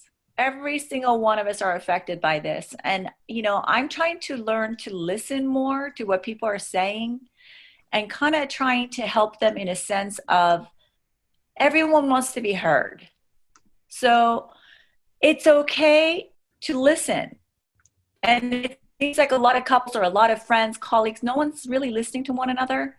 I think everyone needs mental support right now more than ever. Everybody needs help. And I feel like we got to listen. We got to listen to people just go on and, you know, put it out there and have them help them surrender to what's going on. That's what I'm getting a lot of. I'm getting a lot of people that are doing a lot of talking, and they feel like they're not being heard. And, you know, in order to do that, it's, you know, we got to listen. And I feel like the government's not listening. You know, people are feeling pressured. You know, they're worried about their jobs. There's so many things that they want to get out on the table. And once we allow people to talk, then we could say, okay, now what are we going to do about it? And what we're going to do about it is start mentally helping ourselves to get ahead. So it's all mental. It's very interesting how everybody thinks that outside of them is what's going to help them. They don't realize that we are equipped with everything. I mean, our hand is equipped with so many powerful ways that we can do things. So I'm just getting a lot of, you know, people that just want to be heard. That's what I'm getting. Yeah, and I think also, I mean, you know, we were talking before about, you know, kind of what's worse. Well, the worst case scenario is obviously not being here or technically being, you know, out of leaving this planet, which obviously, you know, is the worst case scenario of anything, or being, you know, terminally ill. But I also think about, you know, and I know this might not still please a lot of people who want to still stick to the negativity of whatever is going on. Yep. Is the fact is that, you know, there's billions of people, billions and billions and billions of people, you know, that would probably love to be in the scenario we are, because here we are. We've got internet, we've got technology, we've got food, you know, we've got so many facilities that people don't have water, they don't have toilets, you know, kind of there's so many things that. So again, is this victim mentality that we have that is, oh, it's all about me. Well, hey, listen, you're okay. All right. Come on. Is it ideal? No, it's not ideal. But does it help you kind of carry on reliving this negativity and just staying in that negative frame of mind? I want to introduce you, I've got two more guests here with me now. And I've got Matthew Hersh. He's a coach, consultant, and co-owner of the Brand Method, who looks at people's goals, then creates strategy and maps out the path of growth. Oh my God, Matthew, we were talking about you and people like you. My God, you're gonna have so much work. And then I've got here Paul Boross, my lovely friend, who's the pitch doctor. He's in the UK. He's passionate about communication. He's the founder of training company Big Sky and music production studios, MB Productions. Paul is, I'll explain a little bit more about him in a minute. But Matthew, what are you experiencing more of, and how are you helping people? How are you communicating with people? Yeah, no, I love that you said you're gonna have so much work, because that's exactly how I'm looking at it, right? I'm trying to find the blue ocean in all this. And I think, you know, what I'm actually seeing is, I think there's maybe two ends of the spectrum. I think there's a loud minority that's bringing down the collective energy. But then I'm also seeing from, you know, the people who I surround myself with, who are entrepreneurs, who are people who are helping others, who are doing what they can in this situation, who are leveraging their strengths, their businesses, their resources. I'm seeing their energy raise. I'm seeing people who are actually doing more for themselves, for their businesses, for others in this time than they were prior. So I think that our collective perspective is often skewed by the small minority, but the loud minority. And what I'm actually seeing is people who are really taking this time to develop themselves, develop their businesses, to centralize the important stuff in their lives and the lives of others, to be able to build themselves up into that person who they want to be, so that they can, you know, come not only serve others now, but come out of this stronger than ever. So, you know, I try to really see the good in all of it, and I'm seeing a lot of good in all of it.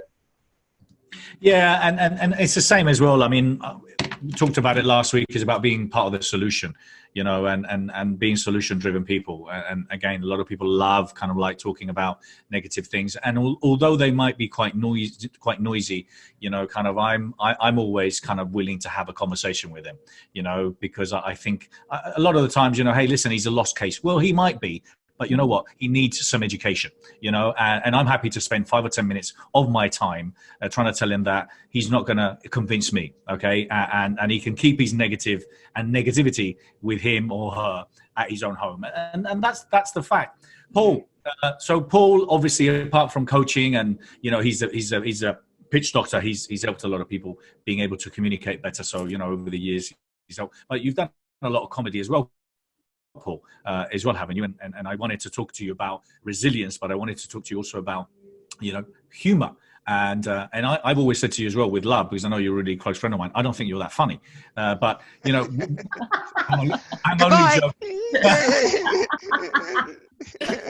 only joking. I'm only joking. I love Paul. I'm out of all the people, I miss him so much. I miss having a hug with him. And I miss you, mate. I miss you. The laughs we have at Soho House. So tell us, what are you working on and how you help people getting through these times? Well, first of all, I was really interested, and I thought that you touched on something so important, is that we are the luckiest people in the world. And I don't just mean you guys who are actually talking on cam. If you're watching on cam, you're part of the luckiest guys in the world.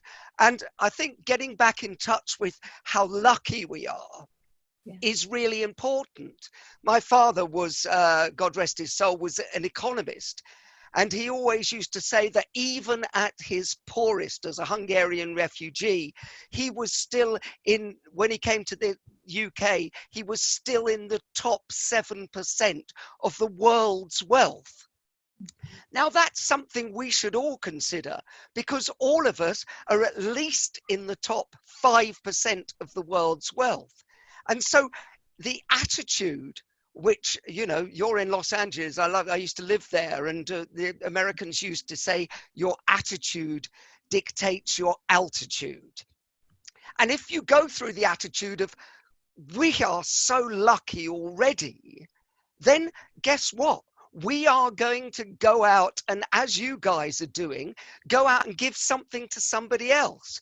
And what I'm concentrating on is going external. When most of the world is going internal and going, what am I going to do? Well, what's going to happen? And I think I'm teaching people to go external. What can I do for you? Mm-hmm. Because frankly, all the science points to that if you are putting your attention on other people, you're going to feel better. And that's really the clue to how I feel we can move forward. And humor is a big part of that. When you reach out to somebody, make them feel better. You know, now I'm on all these WhatsApp groups where people are sending me jokes all the time. Some of them a little bit near the knuckle, to be honest with you. But actually, what you're doing is you're getting little bundles of joy and throwing them out to people you know. What's better than that? Is actually, even if, somebody sent me something that was laugh out loud funny, and it was an old Harry Enfield sketch. And for that moment, I had shifted my state into a beautiful new state. So that's what you can do. Love it. Anyone want to add anything to Paul's ideas? Yeah, absolutely. I want to just say that I actually totally agree with that. You know, shifting your state. One of my quotes is actually, manifested dreams are on the other side of mindset. Manifested dreams are on the other side of mindset. So if you can get control of this, then you're well on your way. And part of that is, what are you doing for others? There's so many people right now that they've had to take their masks off. I have a few masks here, okay? They've had to take them off right now because you're with people all the time now. So they're going to see who you really are. They're going to see who you really are. Can I just say I didn't get the memo about bringing masks? Oh, I sent it to you first, Paul. That it was the most important person to have a mask on.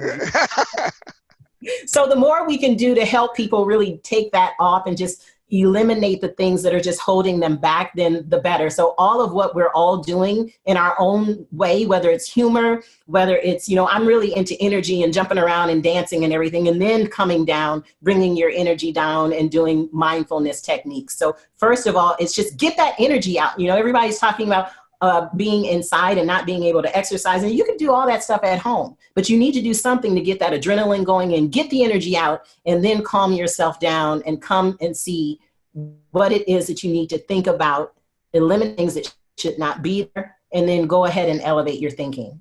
Yeah, absolutely. I feel like everybody right now should just be educating themselves. Really, honestly, this is the best time to learn what is it that they really want to do. It seems like they are so afraid, but yet, we have to lead by example. You know what I mean? I always try to stay calm. I mean, yes, there are times that watch out, I bite. But at the end of the day, it's like I try to educate people in a sense of, especially with what I do. The fact that I deal with people's money, financial state, home, so many things that, right now everyone's hanging on to. Like, we're getting notices that, terrifying people. You can't sell your houses. You can't show your houses. You can't do this. You can't do that. So everyone's kind of on a freeze, and they're thinking, how are we going to make an income, or how are we going to, make our payments? So people are so panicked. So in order to get everybody more educated, nobody would like to be lectured, but they just need to be educated. It's the best time to share and talk and explain. And, again, I just keep on going back to the fact that everybody wants to be heard. And, it's like the minute you open your mouth to say something to them, they kind of, no, this is what's going on. And it's okay. It's okay that for people to say, okay, yeah, but we're all in this together. I keep on saying it's true, because every single one of us, all of us here, everyone at home watching, we are all in this together. And the best way is exactly like you said, helping one another. It's like mentally being able to help one another is key right now. Everyone should just be learning, educating, finding new ways, new tools. Yes, people are thinking, I'm stuck at home and I can't do anything. No, you could do a lot of things. You could do so many things. You can exercise, you can go out, you can go outside, walk, pick up the phone. Right now, we're so lucky. Here we are on Zoom talking to one another. And again, for those complaining about being at home, you have a home. There's people living on the streets. There's a lot of people 100%. There's a lot of people that live in the Middle East in war zones that haven't had a home for years. Yeah. So kind of again, it's always been my approach.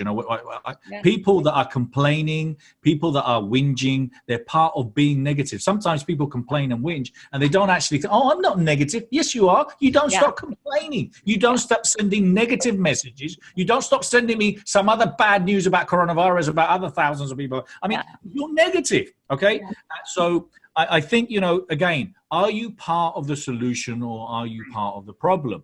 And again, how lucky are you? Oh, my God, I'm stuck behind Facebook. You've got Facebook. You've got internet. Some people haven't got Facebook. They haven't got internet. They've got nothing. They have nothing. So, kind of look, is this ideal? No. And do we want to, are we good? But at the end of the day, and that's kind of it. And I do believe, Matthew, and I wanted to ask you your opinion. So I do believe there's a lot of people that have really stepped up their game. What would you suggest to those that are still holding back? Those that know that they can help, that they can seek, that they can go out and make a difference, and those that are still holding back because it's still not the right time. It's still not the right time. No, it's not perfect yet. Now I've got to wait for the coronavirus to end before I can transition. What's your advice? Yeah, I think that, I think for maybe, a lot of us on this call and a lot of future thinkers out there who may have had their master plan prior to March 2020, and that was altered, are now in this state of, fogginess, of paralysis by analysis, of, there are so many options now. You do have 2 hours at home. So what do you do? And it's almost like there's so much that you can do that, so you don't do anything.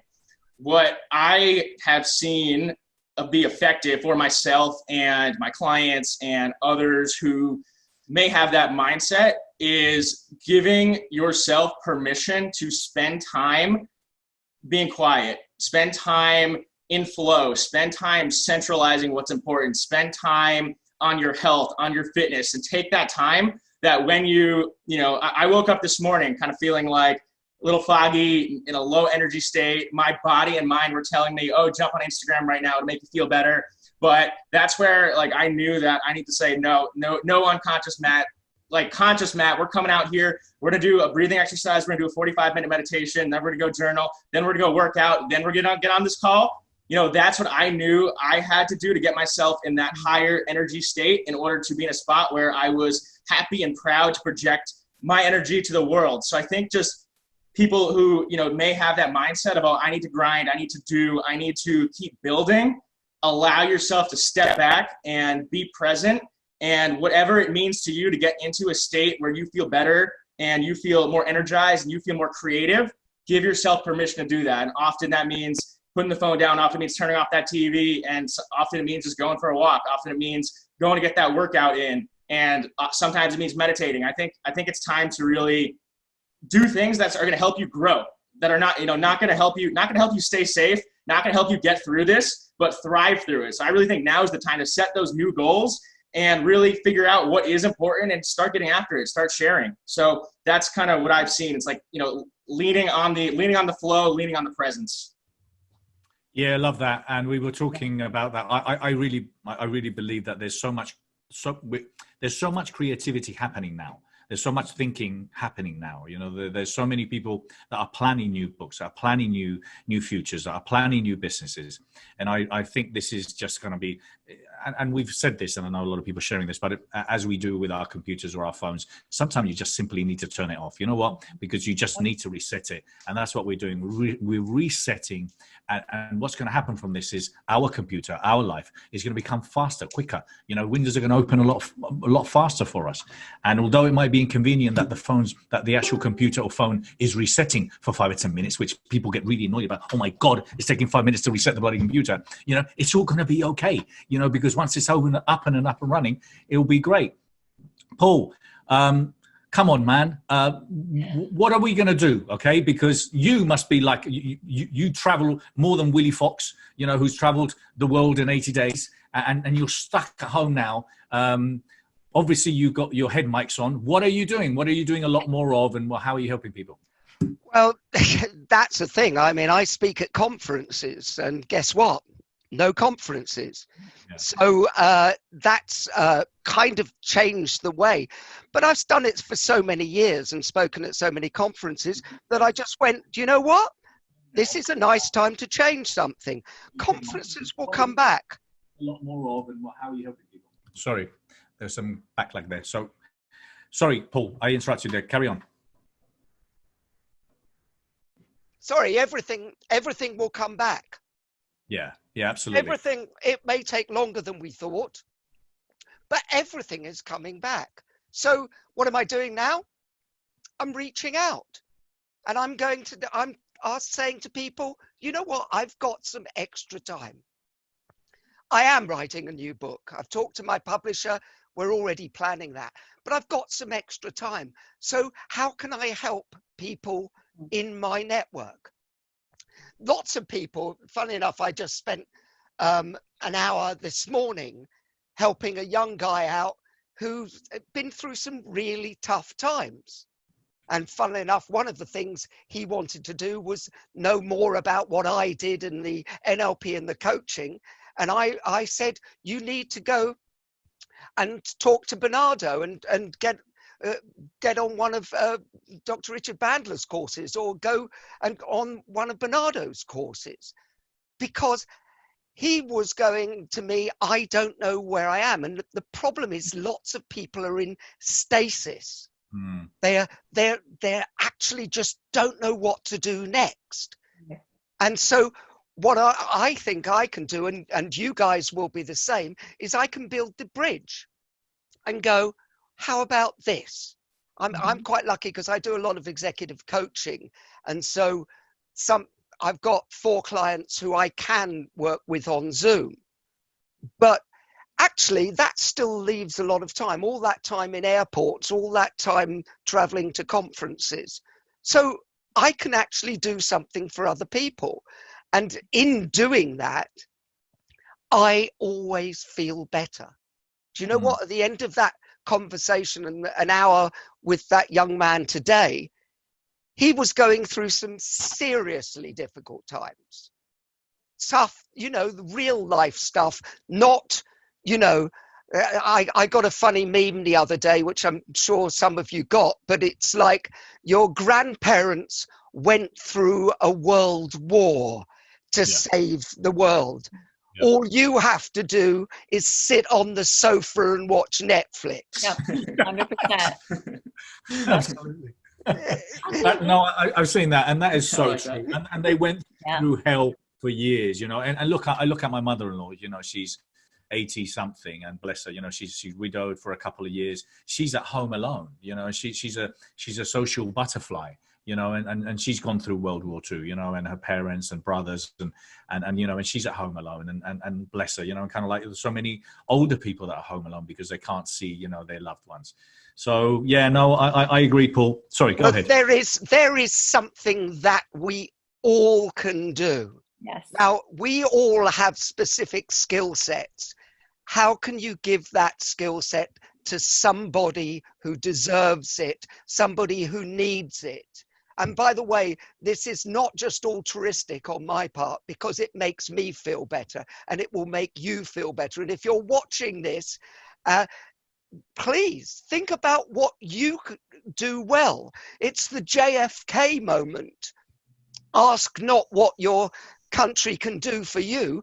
Ask what you can do for your country. Yeah. You know, Exactly. sign up for things. I'm on the NHS volunteers list. I'm on the My Streets volunteer list. I'm on the council volunteer list. And they want people like us to just talk to those old people who can't get out. Exactly. Yeah. Yeah, and you will learn something by doing that. Sorry, I get very passionate about it. No, and you're right, and that's the thing. I mean, look, the whole idea about reframing the situation and obviously trying to help people, and this is, you know, we're all sharing kind of ideas and advice and everything is, and I get it, and exactly that. How can you be of service? I mean, you're looking at the Red Cross. I was looking the other day that they need blood. You know, because in these circumstances, you know, they need blood. There's always something that you can do that's going to help. You know, not only you feel better, you're going to help other people, and consequently, you know, you're having an impact. So I wanted to jump onto some of you now. Before, Sara, do you want to share anything? I've got a couple of guests I'm going to bring on. You're more than welcome to stay, Krystylle and Sara. Is there anything else you wanted to share with us, or anything? Yeah, I just wanted to say that, you know, this time is very stressful. I think people go into that fear mode, but actually, I think what we're seeing is that we're realizing what's most important in life. Because, you know, those extra things that we had, the things that the money could buy when we had it, maybe that's been cut off now. The things that we're used to doing, the freedoms that we used to have and take for granted. I think we're all learning and becoming more grateful for what we have. And gratitude is a great antidote to stress. So actually taking time out to write your gratitude list, like actually physically write it down and say, these are the things I'm grateful for, and have that to focus on when you're feeling overwhelmed is another really good tool just to shift your mind. But then when you're looking at, you know, how can you use this time? Don't feel like you have to climb to the top of the mountain and know everything and have all the answers. Just have somewhere where you can jot down your ideas. Well, actually, I think I'd quite like to start doing more of this. You know, it's kind of a chance to detox your life, getting rid of the things that haven't been working for you, and then putting in some more great stuff that you're excited about, and just having time now to think that through, just as this time in isolation, especially where I am, you know, you can't get out and about. So using that time just to jot ideas down without adding any more pressure to have those answers right now. So I think it's work in progress. Yeah, no, great advice. And guys, you can't go out at all. I think now that the UK's gone very strict, and it took them a long time. Once to get food, that's it. Yeah. Okay, and everyone was in the pubs a week ago. I mean, it took Boris a bit of time, and Boris got it. So you know, kind of. Yeah. I think he finally got the memo. Boris did, after he passed it to his whole cabinet. But anyway, that's another story. So I've got Daniel here and Josh Ritcher. Hey, Daniel, how are you? I'm good. How are you, Bernardo? I'm brilliant. Here I have Daniel here. He's a 14-year-old award-winning international speaker, activist, author, and one of the world's top 100 most influential vegans. I love Daniel. Daniel's been speaking at the expo. He started speaking, well, he wasn't, he's already a lot taller, but he was very, very small. I couldn't see him. He was behind the table. He's just a great bunch of energy. How are you? Good to see you, my friend. Good to see you too. You're in Canada, hey? Yeah. Yeah, okay. That's what I know about. I think just like yesterday, they announced that there's going to be a $25,000 fine if you go outside and. Wow, $25,000. Well, you know what? They're doing all sorts of different things. And again, this is not about politics, but Putin, he's got a great solution. And his speech was, you go out, 5 years prison. Home, 5 years prison. That was it. That was his whole speech. So, you know what? He's never had to do another speech ever again because literally you will spend the next 5 years in prison. So now all of a sudden, home looks really good because in prison, you've got, you know, well, you haven't got all the perks, basically. So yeah, it's funny how. Anyway, listen, I'm making fun of this, okay? Because it's, again, we're trying to laugh here. And Paul, I want you to stay for a little while. Madison. I want you to say something.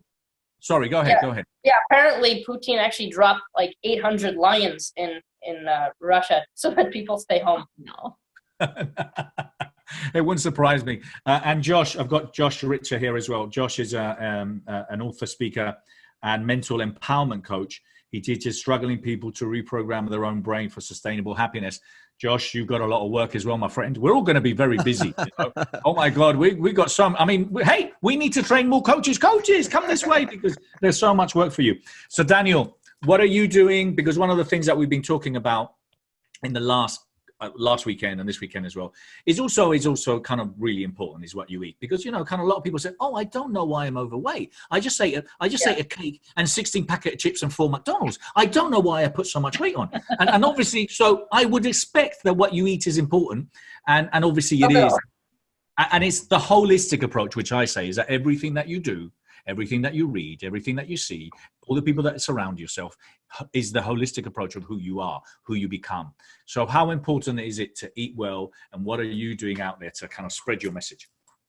Well, I actually just released a video about the whole coronavirus thing, and I think that, I mean, health is always important. It's way more important than money, because you can have all the money in the world, without your health, it's worthless. I mean, look at Steve Jobs. So it's really important, but oftentimes we don't focus on it. We're focusing on how can we make the most money. We don't really focus on our health. But now with this whole coronavirus thing, it's a great reminder, because it's telling us, yes, your health is super important. And I mean, look, the whole world's being shut down because of this coronavirus. It's going to have a devastating effect on our economy. A lot of people are losing their jobs, and a lot of businesses are going to go bankrupt because of this coronavirus thing. But it's also creating a lot of new opportunities. And it's really about making sure you're at your peak health and using it to your advantage for your business. So what I'm doing, of course, I'm just using this time to finish up my new book that I'm going to be releasing soon. I was going to release it for the Best You Expo, but, you know, the whole coronavirus thing, I don't think it's the best time now. So just working on that. But when it comes to eating, it's really about the immune system. And the immune system is not what we think it is. It's not actually... White blood cells are important, but 70% of your immune system is actually your gut and your gut microbiome. The bacteria in your gut, the good bacteria, make up 70% of your immune system. And every single disease starts with a weakness in the gut. So there's a battle going on in your gut right now between good bacteria and bad bacteria. And who's winning depends on your health, you know, what you eat, and that determines your health. And like I said, scientists, they haven't found a single disease yet that doesn't start with a weakness in the gut. That is so powerful. And it's really interesting to think that we have more bacteria in our body than cells in our body. And another interesting thing is bacteria. Speaking of bacteria, we think of germs and viruses, and we have to sanitize everything. But we also want to be careful with that, because although we want to kill the bad bacteria, there are good bacteria in our bodies too that we need. Because otherwise, if you wipe out all the bacteria in your body, and then you have no defenses, because 70% of your immune system is bacteria. So it's really important to replenish your gut flora. And of course, we know probiotics are really great for that. However, a lot of probiotic drinks contain histamines, so you want to make sure you only drink one probiotic drink a day, or one probiotic-rich food a day. Another thing you can do is prebiotics. If you were going to send your warriors out into a war to defend your castle or whatever, you would need to give them food. Otherwise, they'd become weak, they'd starve, and they'd die. Same with your gut microbiome. They need food, and there are two types of food. They're both different types of fiber. There's inulin and fructooligosaccharides, or FOS. So basically, those are just fibers, and you want to get fiber into your diet. So when you eat fiber along with these good probiotic-rich foods, a great one is kefir. You can have coconut water kefir, or if you're not vegan like me, you can have a milk kefir. And then, you know, you can have there's coconut yogurts now out there, but I find that kefirs are really, really good in the probiotics. Kombucha is something that you can have. It does have trace amounts of alcohol in it and some mycotoxins, so I would drink that in moderation, but it's got probiotics, so that's definitely something for immune system. But that's what I wanted to say. I mean, we had a professor that I spoke to a little while ago, and obviously he was talking about, you know, the immune system and how important it is, obviously, especially this time, because, you know, a lot of people have already had the coronavirus and they've literally gone through it, you know, and it was a bad cold, but, you know, it was fine. And it is obviously down to our defense, you know, mechanism and our immune system. And he was in particular was emphasizing how important vitamin C is, how important it is to have 1,000 milligrams a day, you know, every day, zinc, magnesium, you know, yes, magnesium. Actually, magnesium, they haven't found a single disease yet that isn't linked to a magnesium deficiency. And they haven't found a single disease yet that doesn't start with a weakness in the gut. So you combine those two together, you're super powerful. And I think sorry, man. What I wanted to say is, and this is down again to a lot of the people and the hysteria. You know, people going to supermarkets, you know, and buying tins of lentils or buying, you know, obviously toilet paper. We know everyone's bought toilet paper. I don't know how it is over there, but everyone's bought toilet paper. But you know, when you went down to the aisle where the zinc was and the magnesium was and everything else, that was still there. You know, the vitamin C was there. The orange was still there. You know, and that's the thing that kind of, come on, you know, relax, read, learn, you know, because again, you know, whatever it is you're doing as a parent, you know, hey, not only you're helping yourself, you're also educating your children, you know, and you're educating them. So it's all about reading, about learning. And actually, speaking of the magnesium, so magnesium is really important. I could get into all the science of why it's important, but I wanted to make this very practical. So there are different types of magnesium. The best one is magnesium bicarbonate. That one you have to make yourself, though, because it tends to build up pressure over time. So it's not something you could store in a bottle at the store, because it will, you know, when pressure builds up, it can explode. So the magnesium bicarbonate, and I know I scared you a bit there, but it's actually one of the best forms of magnesium. It's super bioavailable, and it's not a laxative, which means it doesn't give you a liquid stool. And that's important because then you can have more of it. So how you make it is very simple. You take milk of magnesium, which you can find at any drugstore. Milk of magnesium, you take a little bit of that, you take 3 teaspoons, and put it into a bottle of carbonated water. And then you shake it up and sit it in the refrigerator for 30 minutes. Then you take it out, there's gonna be a little white film at the bottom, shake it up, put it in the fridge for 10 minutes, and then you're done. You have a bottle of magnesium bicarbonate, because it will, the magnesium. That's great advice, and I bet that's super delicious as well. No, I mean it. I mean, I love magnesium.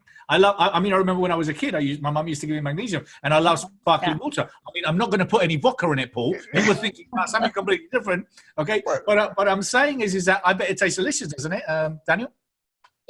Actually, the carbonation goes away because it has a reaction with the magnesium, milk of magnesium. Another form you can take is, ideally you want to mix the magnesium bicarbonate with magnesium citrate, which is the stuff you'll find as a drink. Usually sweetened with stevia, like Natural Commons, one of the most popular brands out there.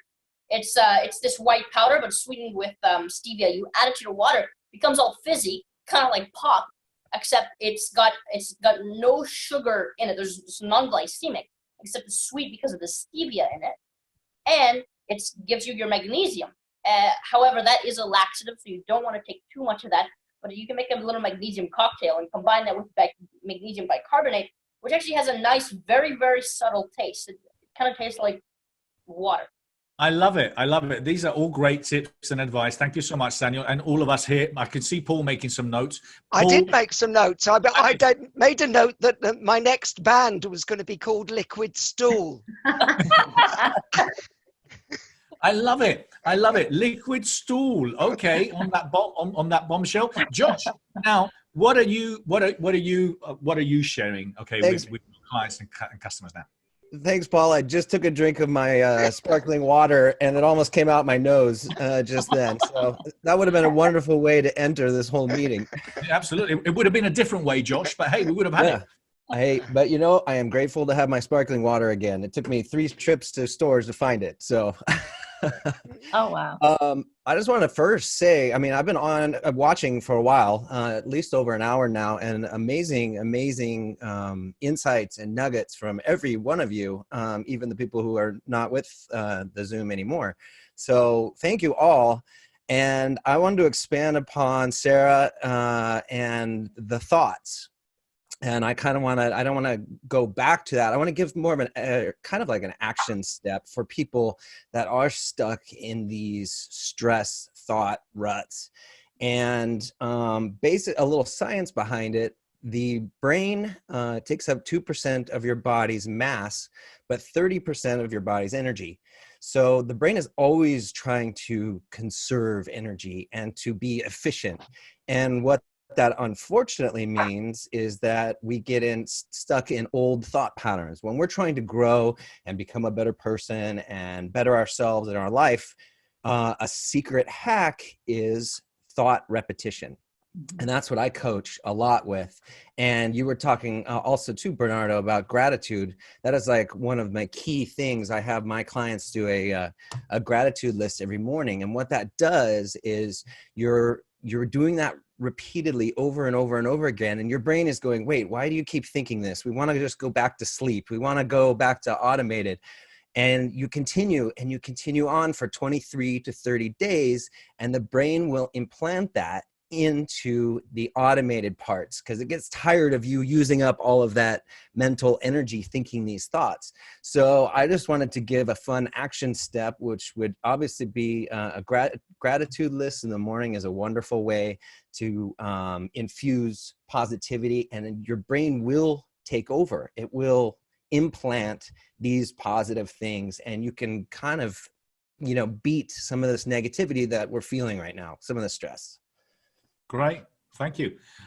So what do you think is, I mean, a lot of the things that we've been talking about is over the last couple of days, so today and then last weekend, we were talking about obviously the creativity that's happening now, and obviously, you know, I don't know, call it this new paradigm, this new reality, because again, I don't believe, you know, because a lot of us are saying when things go back to normal, and I think things will not be as they were, you know, kind of if you look at how we've switched our mindset, you know, from like, you know, going into the supermarket and not minding rubbing into someone, you know, especially if they look nice. But then all of a sudden now, you know, kind of that's too close, you know, and they're 6 meters or 6 feet away, you know, kind of, it's going to take us a little bit of time to change that mindset again, you know, and what is, I don't know. And I'm a great believer that things will get back to normal. Okay, I also believe, I shared it before about, you know, the Spanish, the Latinos, how we love, you know, getting together and family. That just will not stop, you know.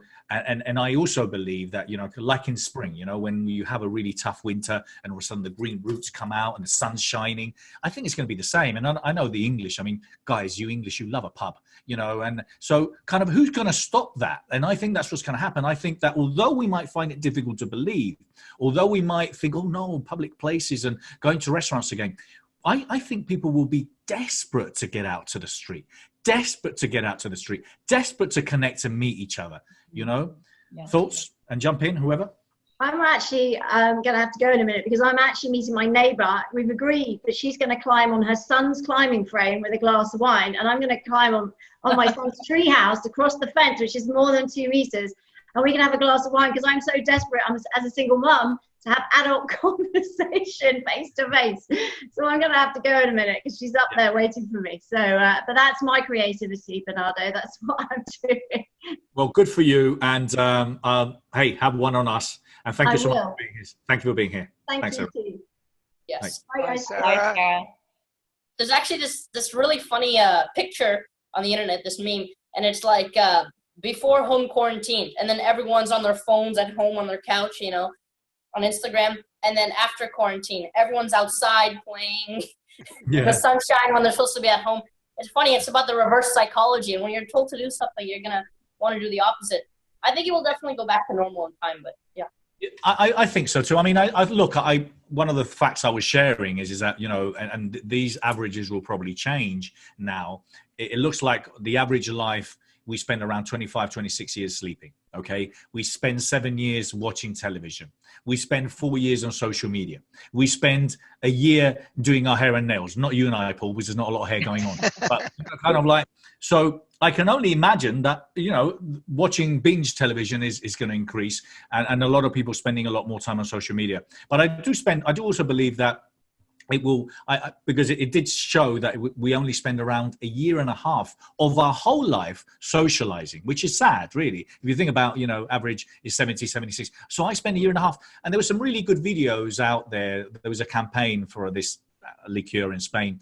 And basically it was about two friends getting together, and literally they were just explaining to them by the law of how often they see each other, how often they were going to have each other in their lives. I.e., so if we see each other twice a year, and every time we see each other is 2 or 3 hours, and you're going to live 5 and I'm going to live 7, well, that's 12. We've only got 15 hours together. Now, you know, kind of like that has a massive impact. And again, this is to try and give you guys a wake-up call of spending this time doing the important things, building the bridges, having those conversations. And then when we do get time to get out, okay, and socialize. Well, can I just come in? I might jump in for a second. So I think that to answer the questions that we were at before of like, what can we be doing in this time to best, you know, contribute to ourselves, our businesses, our futures. I think that mind space is a great space to be in, thinking through what, you know, now that I'm inside, what are all the things that I'm really going to want to do after this, after I'm allowed outside? What are all the things that the people around me are craving right now, but they're not getting? And when you can live in that mind space, and you're also trying to think, wait, I have now 2 more hours of my day because I'm not commuting. Wait, I actually still do have a job, so I am making money, and I'm about to get a check from the government. What can I do with all this time, energy, and resources? Think about what you're craving, what is an unfulfilled need in your life, what's an unfulfilled need in others' lives, what are people really going to want to do after this? And that's something you can potentially put your time, energy, and money towards, like building that business. You know, things like retreats, things like outdoor fitness, things like, you know, anything that has to do with summer, things like awesome events with engaging food and the outdoors and nature, right? These are new spaces that everyone is going to want to flock to. So if you can take your energy, your strengths, and, you know, wrap up all your business development right now to build that thing to launch in 2 months, you're going to crush. Yeah, absolutely. And that's great advice. Well, before I get off, I just want that we could do sorry, go ahead. Go ahead. So I'm going to be leaving. It is my 28-year anniversary today. I just wanted to just give another just quick shout out. Thank you. Is that the positive mindset cannot be purchased. It can only be developed. A positive mindset cannot be purchased. It can be developed. So as coaches and all of the different people that you have on here, Bernardo, this is just awesome. I want to challenge you to challenge other people. You know, not to just like nag on them, but what are you doing to develop during this time? What are you doing to take your business to the next level, or even your life? You may not have, everybody doesn't have a business that they're working toward, but it may just be, you know, just their life in general. So just challenge one another to use this time for development. And I'm going to go and develop some more with my husband. It's 28 years. Do another 28, another 28 years. Thank you. Thank you so much. Thank you. And what I wanted, thank you so much for being here, Krystylle. And what I wanted to add to what you were saying, Matthew, a lot of the things that you were suggesting were things that we could literally do 3 weeks ago. Do you know what I mean? It's kind of like, you know, oh my God, like, you know, so those things, you know, what would people want to do? Well, what they can't do now, what they could do 3 weeks ago. And for those, and although, you know, unfortunately, there's going to be, you know, people that unfortunately might close restaurants, you know, that might not have they might not be running events. New people are going to flourish, you know, new people are going to be running those new, and they're good, great business opportunities. Paul, you were going to say something. Yeah, and it was something that you brought up that I thought you touched on something really important about friendship. And that was quite a staggering stat that you say you only spend a year and a half with people, you know, you love. But I also, on top of that, think forgiveness. You know what? People have little niggles with each other. You have an argument with a family member and you go, I'm not speaking to them anymore, or a friend. Actually, when you start to have time to think about all these things, it's really important that you practice some forgiveness, because the things that we loved about somebody in the early days, maybe this is a chance to reach out to those people who we perhaps had an argument with. And this will be your reason to go, you know what, let's push the bad feelings to one side and make a new start and plan to get together, plan to rekindle, if you like.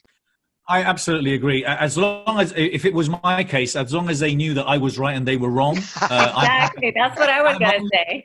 I'm only joking. Another 3 weeks. Actually, that's exactly what I was going to say. Oh, sorry, as long as they know I was right. Go ahead. I feel like this is like a reset button. It's like everyone's being reset. It's like you get to reset your button and start over. It's almost like a whole new day, new life, new ways. I mean, I do believe we're gonna do a lot better than we ever did before. I really believe that. And I'm so thankful. Believe it or not, I'm thankful to everything. Even this situation kind of sets our mind to the right direction. I feel like everyone's realizing, wow, my life, your life, everyone's life has been affected. Like none of us are any different from one another. It's like this is a reset button to change anything you want to change. This is the time to work on that. It's a reminder that we're all interconnected as well. And so if that reset is that we should all go, we're all interconnected, and how important people are in our lives. Things, are they that important? Apart from toilet paper, obviously. But toilet paper dethrones everything. Have you heard the concept of reverse paranoia? Where you start to look at the world as if everything's happening for you, not to you. And I agree. I mean, looking at this as an incredible opportunity and a massive reminder that connection like this is so important, and that it's a human need. And another thing, I find it really hits the reset button because our subconscious minds record everything. And so if you really think about it, we know that we think the same thoughts every single day. Like 80% of our thoughts are the same as yesterday. And we relive the same moments. You know, we wake up, we eat breakfast, we drop some science, we go to work, we come home, eat dinner, go to bed, and repeat over and over and over again. Now, of course, it's a little different for everyone, but we're really repeating the same thing over and over again. Like you mentioned, that's what our subconscious mind is designed for, so that you don't have to think, so you can do everything subconsciously. And so when you relive the same days over and over and over again, when something like this happens, it's really like, whoa, this is different. This is a reset. And that's very important to know, because when you change things up and you change your patterns, and that's actually one of the things where they say change is so hard. When you hit the age of 35, your subconscious mind has been programmed for so long, and you're doing the same things over and over again, that it's so hard to make a change. So these events like this are actually really powerful. Another thing, I want to bring it back to the toilet paper. I think it's hilarious, but we know that when emotions are high, intelligence is low. Because when you're stressed out, you know, your brain freaks out and takes all the other functions in the body, takes all the energy from that and focuses it on running, or it's the fight or flight response. And so because everyone else is buying toilet paper, a lot of people start buying toilet paper. So it's kind of really funny, but we have to relax and not stress out, because although stress is a defense mechanism, if we live in the stress state for too long, our bodies aren't designed for it, and it's going to destroy your immune system and make you more susceptible to these diseases. And that's actually... Sorry, I was going to say that is exactly it, is by staying calm, is by thinking the right thoughts, and by obviously, you know, meditating and making sure that you're focusing on the right things and you're eating well. You know, you're obviously, your defense mechanism is going to be higher. Yes, And that's actually, that's the placebo effect. We know this. That's why every drug is tested with a placebo group, a sugar pill, because what you believe is so powerful. It sounds like a conspiracy theory, but when you think certain thoughts, your body releases certain chemicals and neurotransmitters in the brain and body that affect your biological chemistry and which genes are turned on and off. Yep. So 100%. Your thoughts are super powerful. And so I can tell you to eat all the right foods and stuff. And of course, it's really important. But we don't realize that our mind is way more powerful than all that stuff, because we know sugar takes down your immune system. But how can someone who eats a sugar pill heal themselves? It's counterintuitive. But we don't really rely on our intelligence enough and our ability to control our chemistry with our mind. And so we freak out, and then look at all these deaths. I mean, well, and unfortunately, with love, there's a lot of people that not only that, they just don't have enough intelligence, to be able to be intelligent. So it's a shame. But I think it is definitely down to the mindset. Now, I've got Tammy. Tammy Adams has just joined us here. Tammy is a master intuitive life coach. Hey, Tammy, how are you? I am doing wonderful. Thank you for inviting me. Can you hear me? We can hear you perfect. Yes. Oh, great. Great. So she's also a spiritual healer.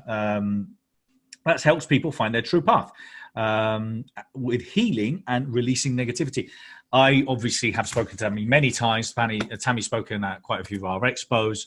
I always share with her, she's got this beautiful, she has this amazing wisdom, knowledge within her, and she has this beautiful energy. Every time I see her, I just get a big old hug and just rub the energy that she has. So how are you, Tammy? How's things?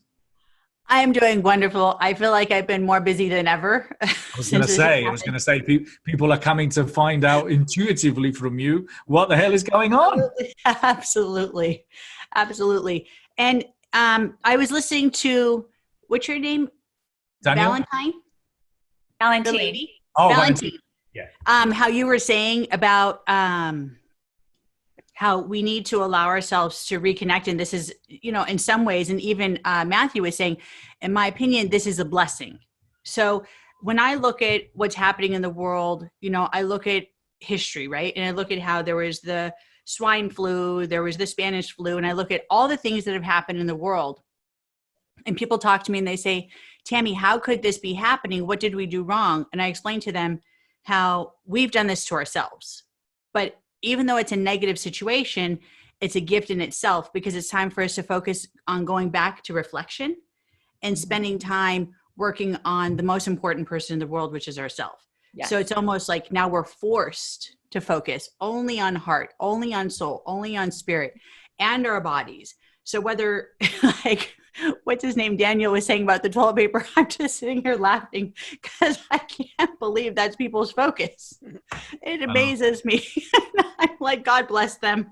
But the truth is, there's a way for us to heal through this whole experience. And it's about learning meditation. And I teach meditation around the world, teaching people how to focus on going to a place of peace and tranquility and not allowing themselves to be in a place of panic. Now, financially, about 2 months ago, I spoke to a client of mine who works for Bloomberg Television, which is for stocks and business. And I'm a lot of people's best kept secret, sitting in the corner, hiding, giving information. And I told her, I said, post this, tell everyone that there's going to be a devastation. There's going to be disruption financially. There's going to be, the market's going to go like this.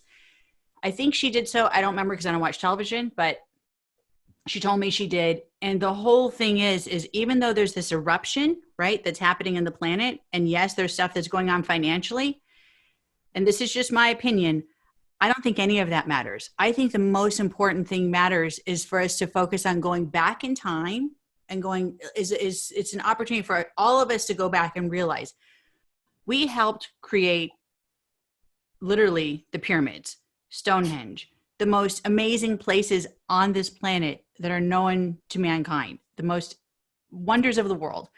But we are not using our capability and our true gifts to our fullest. So if we start allowing ourselves to go back in time and focus on taking back who we are and really focusing on ourselves and seeing, what is my gift? What do I have to share with the world? And really just meditating on that, we can change. And then when I talk to the people who are sick, and I had my mother-in-law who was very ill, but she refuses to stay home. Now she's home because she has no choice because she's quarantined. But she literally, at the beginning of this whole pandemic, everything, she's just like, I have to go. And she loves casinos and she lives in Palm Springs and God bless her. I'm like, you have to stay. She's a little short, 4'10" Italian woman. And she just, no one can tell her no because her bark is this big. And she's just like, I cannot stay home. So she became very ill. And now for the very first time since I've been married to my husband, she's finally listening to me because she's like a really faithful person, but she doesn't believe in spirituality, like my type of world. And she's learning that through breathing and through allowing herself to have calmness, she has now had beautiful results in healing. And then one of the people who work for me, her name is Sara. She was extremely sick. She was hospitalized. And then she came out and they told her to go quarantine at home. And she's completely healed, but she believes in what I do. So she's completely transformed. And it's through breathing and meditation. We don't allow ourselves to realize that breathing is one of the things we often forget to do. This is the breath we take. And it's quite important, isn't it? Yeah. It's right up there. No, it's true, but it's kind of, people don't really appreciate the importance of breathing and how am I breathing? And am I slowing down the way I breathe? Yeah, it's because we don't have to consciously do it all the time. Our autonomic nervous system takes care of it, so we don't focus on it. It's like the most important thing. It's right in front of our face, and it's something we do every second of the day, and yet we're not focusing on it as much. But it's a priority, and it's a gift that we are given so that we can learn to be in that meditative state. I used to live in a monastery over in Spain many years ago, and I was living as a monk, basically, like a holy person. And all we did was stay like this and breathe and focus on meditation. And that was all we did. And when we did that, I don't know how to explain it. You couldn't be in a better place. Like, we could feel like we were flying and that we were walking on invisible bridges, because we were able to allow ourselves to constantly leave the human stress, the anxiety of this whole pandemic or anything that's going on in the world, because we were conscious. We were allowing ourselves to reconnect to everything that we were given and connect to all our sensors. And we allowed ourselves to connect with our, all the neurons that are inside of our brain, but also the neurons that are inside of our heart. And we can feel the electricity through our bodies. So if we do that again during this situation that we're going through, which is, God willing, going to be healed quickly, then people can allow themselves to be healed. But they need to start practicing this like right now, focusing on meditation, focusing on breathing, focusing on self-healing, not stressing. And I understand even the financial situation. A lot of people I talk to, I have a client who owns a bank and he's like, oh, I need to die. I can't be here. I'm going to go commit suicide. He literally told me that. And I said, what is that going to do for your family and your kids and your grandkids? That's not going to help you. Leaving the planet's not going to help. But then they can collect the insurance and da-da-da. And I said, oh my Father God. It's all about status. People want to allow themselves to be here. They want to be all the way at the top. But right now, it's a reality that no matter how powerful, my husband just told me yesterday, what's his name? Prince Charles? Oh, yeah. Right? Yeah. Right? Yeah. Just now got the. Yeah, no, he got it a couple of days ago. No, everyone. I mean, But it looks like anyone, it doesn't matter. Son got it. Yeah, that's what I'm trying to say. It doesn't matter who you are. We are all the same.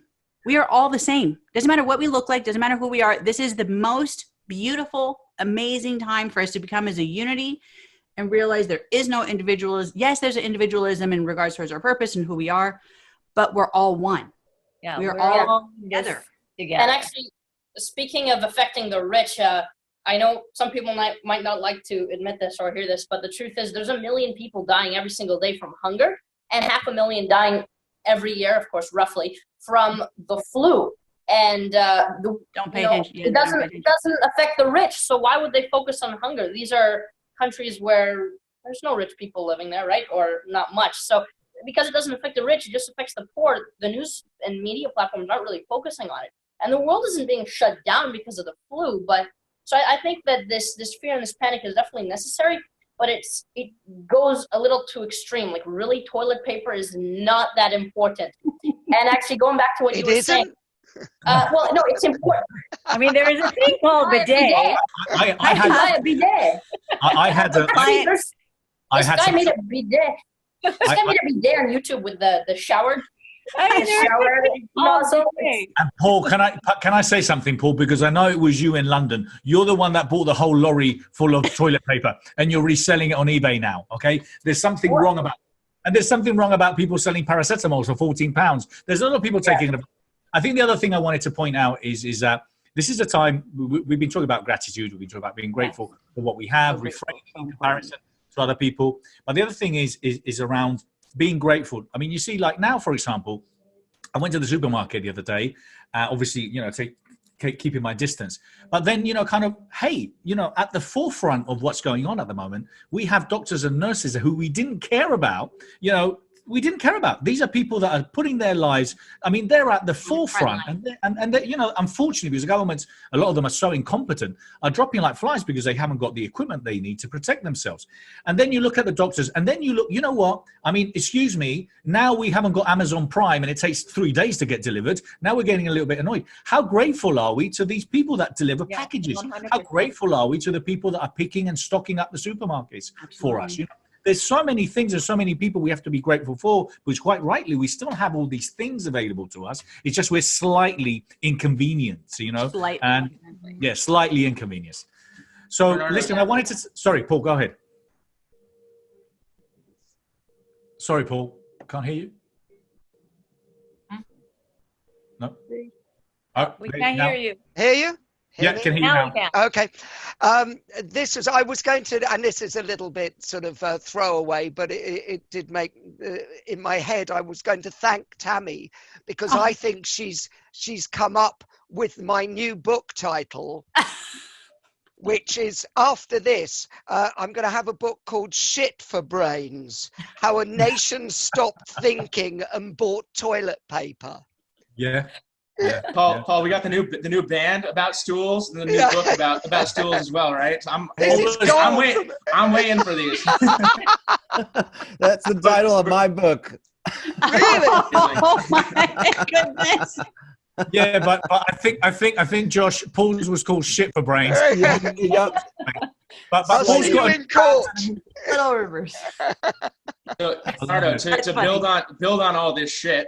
And the gratitude that you mentioned. I think something to even give an exercise, a tactic for people to play with too, is not only being grateful for what in the past, what's happened, being grateful for the present, but being grateful for the future, investing time and energy into the unknown and being grateful for it, trying to find in your head, like, what are those positive potentials in the future that already do exist? How can I visualize an amazing future and be grateful for that, for existing in the future? Bring that gratitude today and then surrender it and then just let it happen. And that way you'll be opening up yourself to all these amazing things and opportunity and positivity that can be happening. So playing around with not only existing in the present, being grateful for it, but trying to be grateful for everything that's going to happen in the future as when it comes it's beautiful. Go ahead, Bernardo.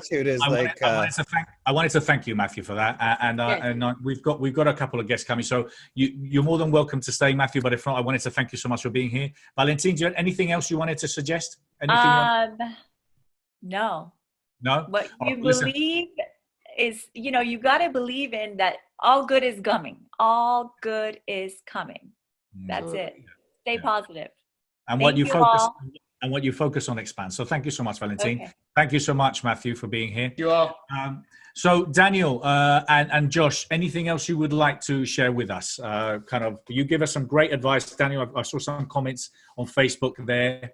I can see a lot of people already shaking up this sparkling water with the magnesium. Yeah. Yes, actually there is. I want to say that I know this gratitude, something that a lot of people are talking about. And when I first heard about gratitude, I'm going to be honest, as a kid, I'm like, I don't want to write in a journal. I'm busy. I didn't want to. To me, I'm like, what's that going to do for me? Like gratitude. But there's actually, and some people might think it's a little spiritual stuff, but there's actually some very interesting studies on it. This one study was very interesting. They took a group of people and they were grateful for 4 days. So it was a gratitude, not much negative thoughts, a relaxed state. And in 4 days, because we know our telomeres are what determine our lifespan. When a cell splits, the telomere shortens, kind of like a think of a plastic end of a shoelace. That's kind of like your telomeres. That plastic part, it shortens, it continues to shorten. And basically, once that plastic part is gone on the shoelace, all the strings come apart. Same thing with your telomeres. When it shortens completely, your cells can't duplicate and then you die. And it was said that you can't really increase the length of your telomeres. But in just 4 days, this is like, this is ridiculous. In just 4 days of being grateful, their lifespans of the people who are practicing this, their lifespan was increased by a few days. Like someone even increased their lifespan up to 18 days. So 7 days. And the number of people who increased their lifespan was like 70%. It was crazy. Now you're probably thinking a few days is not much, but if just 4 days can increase your lifespan by 18 days, that is pretty powerful. And in just 4 days, that is crazy. Like you think it takes a lot more time, but this stuff is powerful. So I just wanted to put that out there. I love it. I love it. I've been playing around with something too. Are you guys familiar with the heart math monitor that you clip to your ear and it measures your body's coherence? And coherence is when your body is in its most relaxed, healing state. It can do repair. And that's when your breathing and your heart rate are in sync with each other. And it's so crazy. You clip this thing to your earlobe and you see on your phone whether you're in coherence or not. It's paired with an app. And the fastest way, and I've tethered myself to this thing for, probably hundreds and hundreds of hours now. And the fastest way to get my body in coherence is by thinking grateful thoughts. Mm-hmm. It's like gratitude is like this magic sauce for the universe and for our bodies. And so it's really fun. I wanted to say one thing. One of the words that I use is for gratitude, I talk about manifestation. Mm-hmm. And to me, gratitude means manifestation. So if we manifest our lives in a beautiful way, I think it was Matthew just said a moment ago, like be positive and just keep, be happy for the future. Manifestation is real, but it's a part of gratitude. It all goes in one category in my book. And people don't realize that the power of manifestation is real, and how Daniel was talking about how they did a test a couple of years ago back. It was a silly thing that I did, but it was fun. I went and I volunteered to do this scientific project over at Burning Man. Have you guys heard of Burning Man? Okay. Yes. And it was called the Mind Murmur. And they put this machine on my head to teach people about meditation, and that when you manifest happiness and joy, which is exactly what I learned when I was in the monasteries and the convents learning about meditation and prayer. When you manifest joy, it changes the frequency in your whole body, like Daniel, like Josh, like everyone talked about. It's so real. What device did they put on your head? Was it like all these little things? Oh yeah, probably an electroencephalogram. Yeah, yes. They measure brainwaves. Yes, I want to get into that later, but go ahead. Yeah, it was pretty cool. And people were trying to master going into a place of peace, and I was teaching them I was guiding them through a meditation and teaching them. And as I was teaching them, then they allowed themselves to surrender. But it's really hard to get to a stage 5 because there's only 1, 2, 3, 4, 5. And they were showing that people could get to a 2, but it was almost impossible for them to get to a 3. And then by the time they were done with the focusing on manifesting their biggest joy, whether it was a made up place or a place from their childhood, and manifesting that most joyful moment, people raise their vibration immediately. Because joy, manifestation, gratitude, happiness changes our lives. That's why when you hear about these people, there was this book, or not a book, a movie that I saw many years ago. It was called Babies. And they talked about these little kids that live in just nature, right? Growing up on a rice field, or little kids that grew up in Africa that grew up in the nature. And then you talk about the ones that are in Japan with 20 million responsibilities, then ones in America that have, maybe only 15 responsibilities, have much more of a high suicide rate. And the movie was very interesting. But the point is that when you have happiness and when you have joy, your lifespan obviously always expands. And people who are living in these more technical and a part of, what do you call that? I can't think right now. What do you call that? Civilized. When we live in civilized locations, we become so much more stressed and so much more angst within inside of us, instead of allowing ourselves to not worry about what's going to happen in 10 minutes, what's going to happen in an hour, what's going to happen tomorrow. people always focus and worry about the next move instead of allowing themselves to be appreciative for the moment. And when we're talking about the coronavirus, all I keep thinking about is how people don't realize when I'm receiving phone calls and talking to all sorts of different people from the world. I have one person in Hong Kong, I have another person in Thailand, somebody all over the world. These people are talking to me and asking, how do we fix ourselves? And I said, number one, love yourself. That's it. There's nothing to fix. This is a gift. It's a gift for us to finally be with those that we love and taking time. Yes. Personally, right before this happened, I had 4 lectures set up. It changed my life dramatically, but I cannot have a bigger smile on my face because I actually gardened and spent time with my kids, which I have not done in a very long time.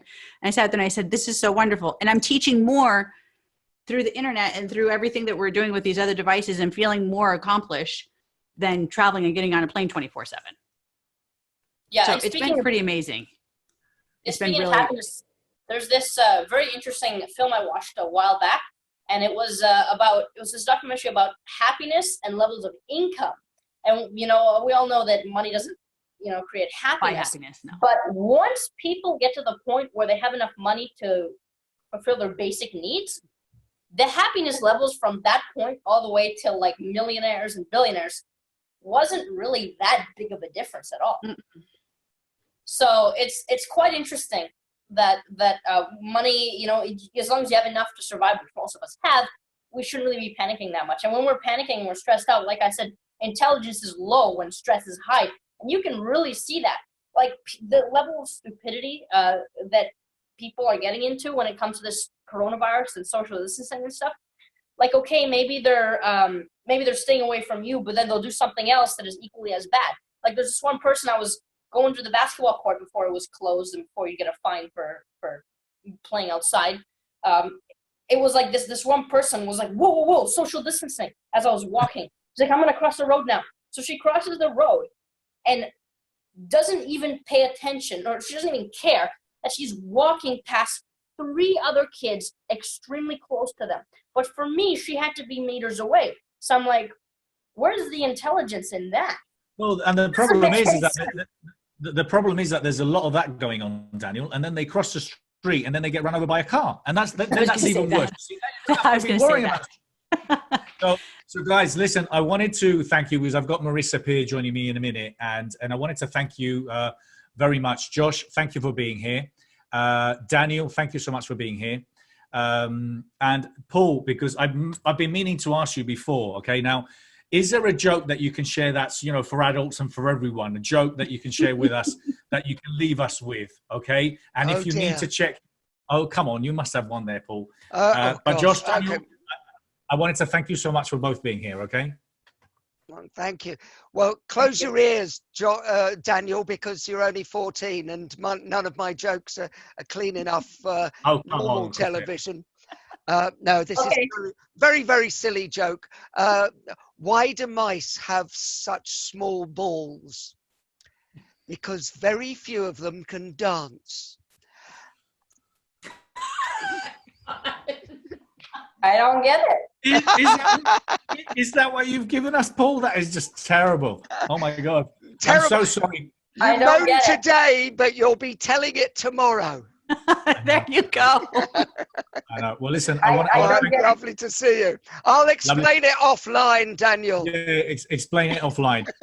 Tammy, thank you so much for being here too. I'm gonna invite welcome. Marisa to join me. Thank you, everyone. And thank you, everyone that's watching. And I know a lot of you are going to be watching this recorded. Tammy, thank you so much. Marisa. Thank you. Send my love to Marisa. Lots of love to you. I will. Nice to meet you all. Take care now. Yes. Bye. I have to go because I have to do my own webinar. Anything you want to leave us with, Tammy? I would love to leave you guys with the most powerful message from our guardian angels and from our guides is that we need to allow ourselves, this is a message I've received quite often. Right now is the time for us to focus on reflection, self-love, and self-worth, and to allow ourselves to radiate only from our hearts. Don't allow ourselves to focus on fear, stress, or anxiety, or what we have or what we don't have, but be appreciative for every gift that we do have. Meditation is the most important thing to me. And I think that through all the people I've ever worked with, it's only been successful and there's never been a negative result with meditation. So if they do want to go, they could go on YouTube. I do have the free guided meditation, which they can go on YouTube and type in Tammy Adams meditation, and it says guided transcendental meditation. It's me guiding people through steps of healing and opening up their chakras, entry point levels in their body. And it's my form of transcendental meditation. It's helping us to extend to a higher vibration energetically and spiritually. But yes. Tammy, thank you so much. And please make sure you share those links, and any and all of you that have been involved today, or any of you that are of the group, please make sure that you share any of the tips and advice that any good reads. That's the hashtag Food Bank for the Soul. And we're going to continue to add value here as the weeks grow by. We've doubled in obviously the amount of people joining this community literally in this last week. And it's just going to carry on growing and growing. So I want to thank you three for being here. Stay safe. Could I just say one more thing? Yeah, actually, I'm going to be doing a free online program that you can register for at geniusmode.ca/COVID-19 without the dash between COVID-19. You can also find the video with a link on my Facebook page, which is Daniel Bissonette, Bissonnette. And then I'm just going to be sharing with you what I do to boost my immune system. And I only get sick once a year. And when I am sick, it's in a day, I'm recovered. No problem. It's fine to get sick once in a while. That's the idea of vaccines. You want to make sure that you're, kind of attacking your immune system a little bit so they can get stronger and build this resilience. And so, but I'm going to get into a lot of interesting stuff, a lot of interesting science. It's equivalent of 2.5 decades of research. Feel free to share it there on the post. Guys, thank you so much for being here. Okay. Bye-bye. Okay. Blessings. Stay safe. Make sure you share it, Daniel. Thank you. Thank you, Josh. Right. Thank you, Tammy. Thank you so much for being here. Thank you again. Hi, guys. And I'm excited and delighted to have Marisa joining us in a minute. And basically, we got so much to ask Marisa, who's obviously been sharing some great ideas. Thank you. Thank you very much. Thank you guys for being here. Hey, Marisa, how are you? I'm very good. How are you? I'm very good. Thank you. For those of you, obviously, I'm sure you all have heard and seen Marisa over the years. Marisa's been, she's a best-selling motivational speaker and leading celebrity, therapist. She's pioneering hypnotherapist trainer. Well, I'm a massive fan of Marisa for many, many years. I've met her quite a few years ago, and we had the pleasure of her speaking at the Best You EXPO last year. And she was like the piper where Marisa went. Thousands of people were following all over the place. It was just beautiful, and any and every room. But apart from that, Marisa is in my standards one of the leading authorities, in anything and everything that comes to having the clarity of the mind and understanding how powerful we are to do the most amazing things. So Marisa's obviously, very busy. She travels and speaks all over the world. She runs these beautiful and amazing courses. She has phenomenal content already online available for us. And we've shared some links. I'm going to be sharing some more throughout the 2 days. But Marisa, if anything, I've been sharing these last weekend and today we've been sharing how much of a need there is for experts like you and leaders and authorities to really help, this new reality that we all have. What are you experiencing?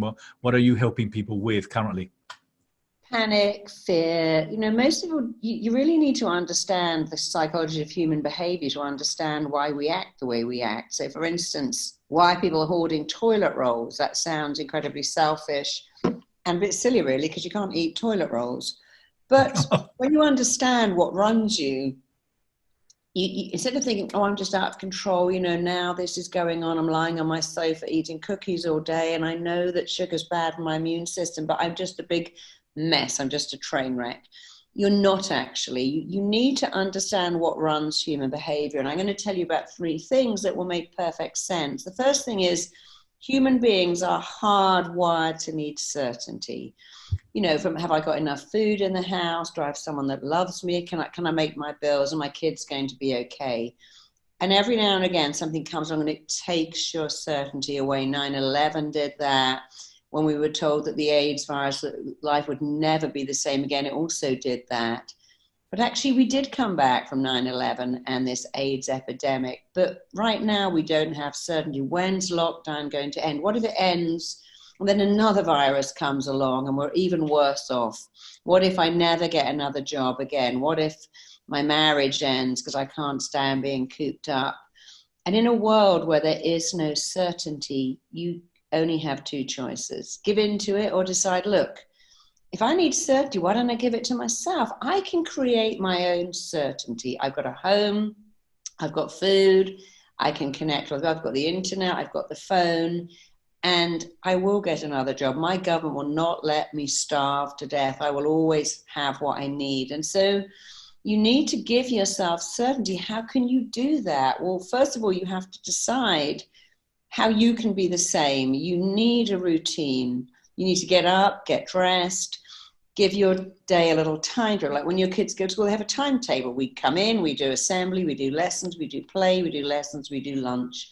If you happen to have a family at home, create a timetable and give yourself stuff to do. Because the second thing, along with the certainty missing, is that we can only ever feel good about ourselves if we can control the direction of change in our life and make it change for the better. Human beings are very scared of change, unless it's good change. It's why we get scared of getting sick. We're scared of getting old. We're scared of losing everything. And it's impossible to feel good about change unless you can take control of that change and make it change for the better. How do you do that in this time? Well, you think, you know what? If there was anything good about this, what could it be? And that sounds very Pollyanna. What's great about this? But I'm not saying that. If there was something good about it, what could it be? Well, first of all, how many of us say, I really would love some time for myself. I never get time for me. Well, now you have time. How many of us say, you know, I'd love to do puzzles with my kids and read with them and cook with them. I don't have time. So the thing that's good about this is that you have time. You have time to batch cook better food, to go on YouTube and watch tutorials, to work out at home, to meditate, to cook with your kids and to make that part of their learning. So you're weighing and measuring. The third thing about human beings, and it's probably the most interesting, is we react very badly to loss. Human beings react to loss 3 times more than to gain. We don't like loss. It's why losing weight doesn't work, because it's a painful word. And so you have to focus not on what you're losing. I know you might have lost your job, you've lost your income, and that's horrible. But even when that's all going on, don't allow yourself to get into this loss. You know, people have written to me and went, hey, Marisa, just want you to know, if the world comes to an end and I never see you again, how much of an impact you've had. I don't really want to get letters like that. It's a beautiful sentiment, but I've had a few and I'm like, well, the world is not going to end. This is not Armageddon. It's not an apocalypse. We have to look at what's happened. There is a virus and it's gone around the world, but don't you think every government now is working to make sure that doesn't happen again? After 9/11, we made travel safer. We took away, we were traveling with liquids and we did stuff and it's become safer. So after this event, things will happen that will actually probably work to make sure that doesn't happen again. And yes, there's no vaccine. Yes, there's no drug. But you know what? If you take 5,000 IUs of B vitamins every day, 50 mgs of zinc and 1,000 of vitamin C, that will boost your immunity. I've worked with many doctors on that very protocol. If you burn tea tree oil, put it in a diffuser, put it on your radiators, put it in a pan of water. Tea tree oil is antiviral, antiseptic, antibacterial. It's very, very good for your chest. And so burning tea tree oil, eucalyptus and peppermint. The other good thing is you feel like I'm doing something. Okay, I was lying on the sofa freaking out. Now I've got the oils, I've got the vitamins, I'm eating better. I'm focusing on what can I do? What new subject could I learn? And now I feel better. It's all about using your brilliant mind to take some action, to feel in control, to get some certainty back and to not focus on what you're losing. And if you do those things, you will feel amazing and you'll help people around you feel amazing too, even while this is going on. But even thank you, Marisa, and some great tips there. I mean, there's so many things that, you know, that people should implement. We've been sharing a lot of ideas around this. I mean, I think also what is beautiful is this sense of collaboration that I think is happening now. You know, everyone's on Zoom, everyone's getting on camera, but everyone's contributing and everyone's working together. I also feel, and I've shared as well, that there's this, I have this sense of so much amazing, beautiful creativity happening at this time, because there's so many great minds that are connecting to find solutions and also to collaborate and to write those books. What do you feel around, you know, this new reality, because things will change, you know? What do you think how much better are we going to be? Because I think it's just going to be an amazing, exciting opportunity for us professionals that are in the industry, those that are thinking in transitioning, but those that will now starting reevaluating as well what is important in life.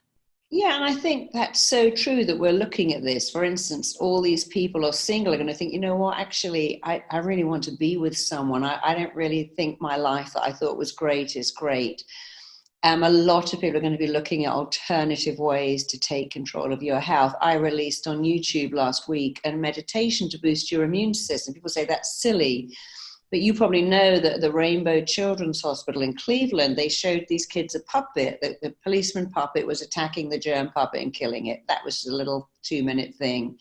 But they tested all the children's immunoglobulin levels before, and then they watched the show, and then they lay down and they imagined that puppet show was going on in their body, that there was a police squad in there killing the viruses, and their immunoglobulin levels increased so much that they said that the body is actually fighting an imaginary virus just by thinking about it. And a lot of this comes back to, we can always do something. There is no vaccine, there is no drug, but you have an immunity, your own line of defense, and there are many things you can do to boost your immune system. We know that Wim Hof does it with ice baths. We know that Niraj does it with breathing. I do it with meditation and visualization. And I think the days of saying, hey, doctor, here I am, I'm going to give you my illness, can you fix me, are already changing. You know, responsibility means do not give your power of your health to someone else. There's so many things you can do, even in this crisis. Eat better, supplement better, think better thoughts. Thoughts are things. When you think a thought, you get a physical reaction. After all, that's what an erection is. You think a thought, you get a reaction. It's why when you think about food, your tummy starts. When you think about something embarrassing, you go bright red and stutter. Every thought you think has a physical reaction and an emotional response. And while you think there's nothing you can do, there is. Change your thinking. Here's the law of control. Your thoughts control your feelings. Your feelings control your actions. Your actions control your events. When you can't control the virus out there and the lockdown, you can always control your thinking. And if you can control your thinking and make your thoughts positive, it will change your entire life. And I do think that we are now beginning to see self-responsibility. We don't need to keep taking antibiotics and antacids and giving our power away. We need to look at what we eat, what we drink, how we relax, but most of all, how we think. Do not call this Armageddon or apocalypse. Don't even allow those words in your head. It's a situation.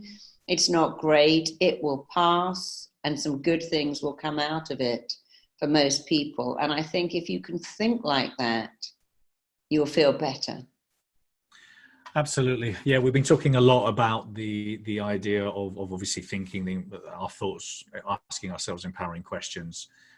We've been talking about obviously nutrition. We've been talking about eating well, making sure that, you know, we surround ourselves with positivity and positive news, because there's so much, you know, crap going out there that people are they're just going in this rat race of just literally being surrounded with it. Now, when it comes down to, because again, I think I shared it before, but I believe that a lot of people are struggling.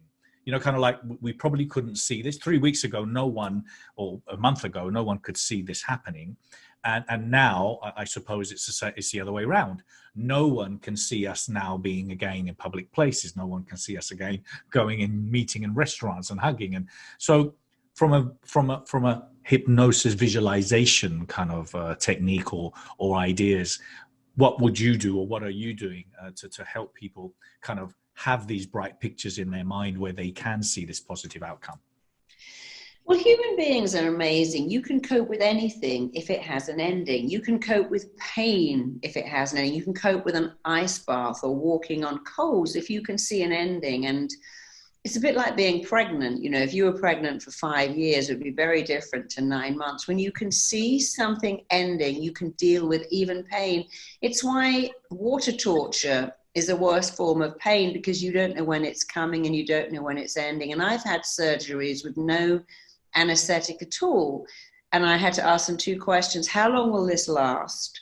And is this as intense as it gets? And when they said yes, I thought, I can do this. This is 20 minutes. And whenever something's going to end, you can cope with it, but we have to be able to see the ending. And so the worst thing you can do is go, this is never going to end. Life will never be the same. The minute this happens, another one will come. It's going to wipe out people. The world's going to go bankrupt. Do not allow yourself to go there. Instead, say, this will end, and we're all going to learn some new stuff that's probably very useful. The world could be a kinder, nicer place. Already we're seeing key workers, how much they should be appreciated and valued. Because when you have a brilliant mind, and we all have a brilliant mind, you have a choice, and here's your choice. Rationalize why you feel so awful, or talk yourself out of it.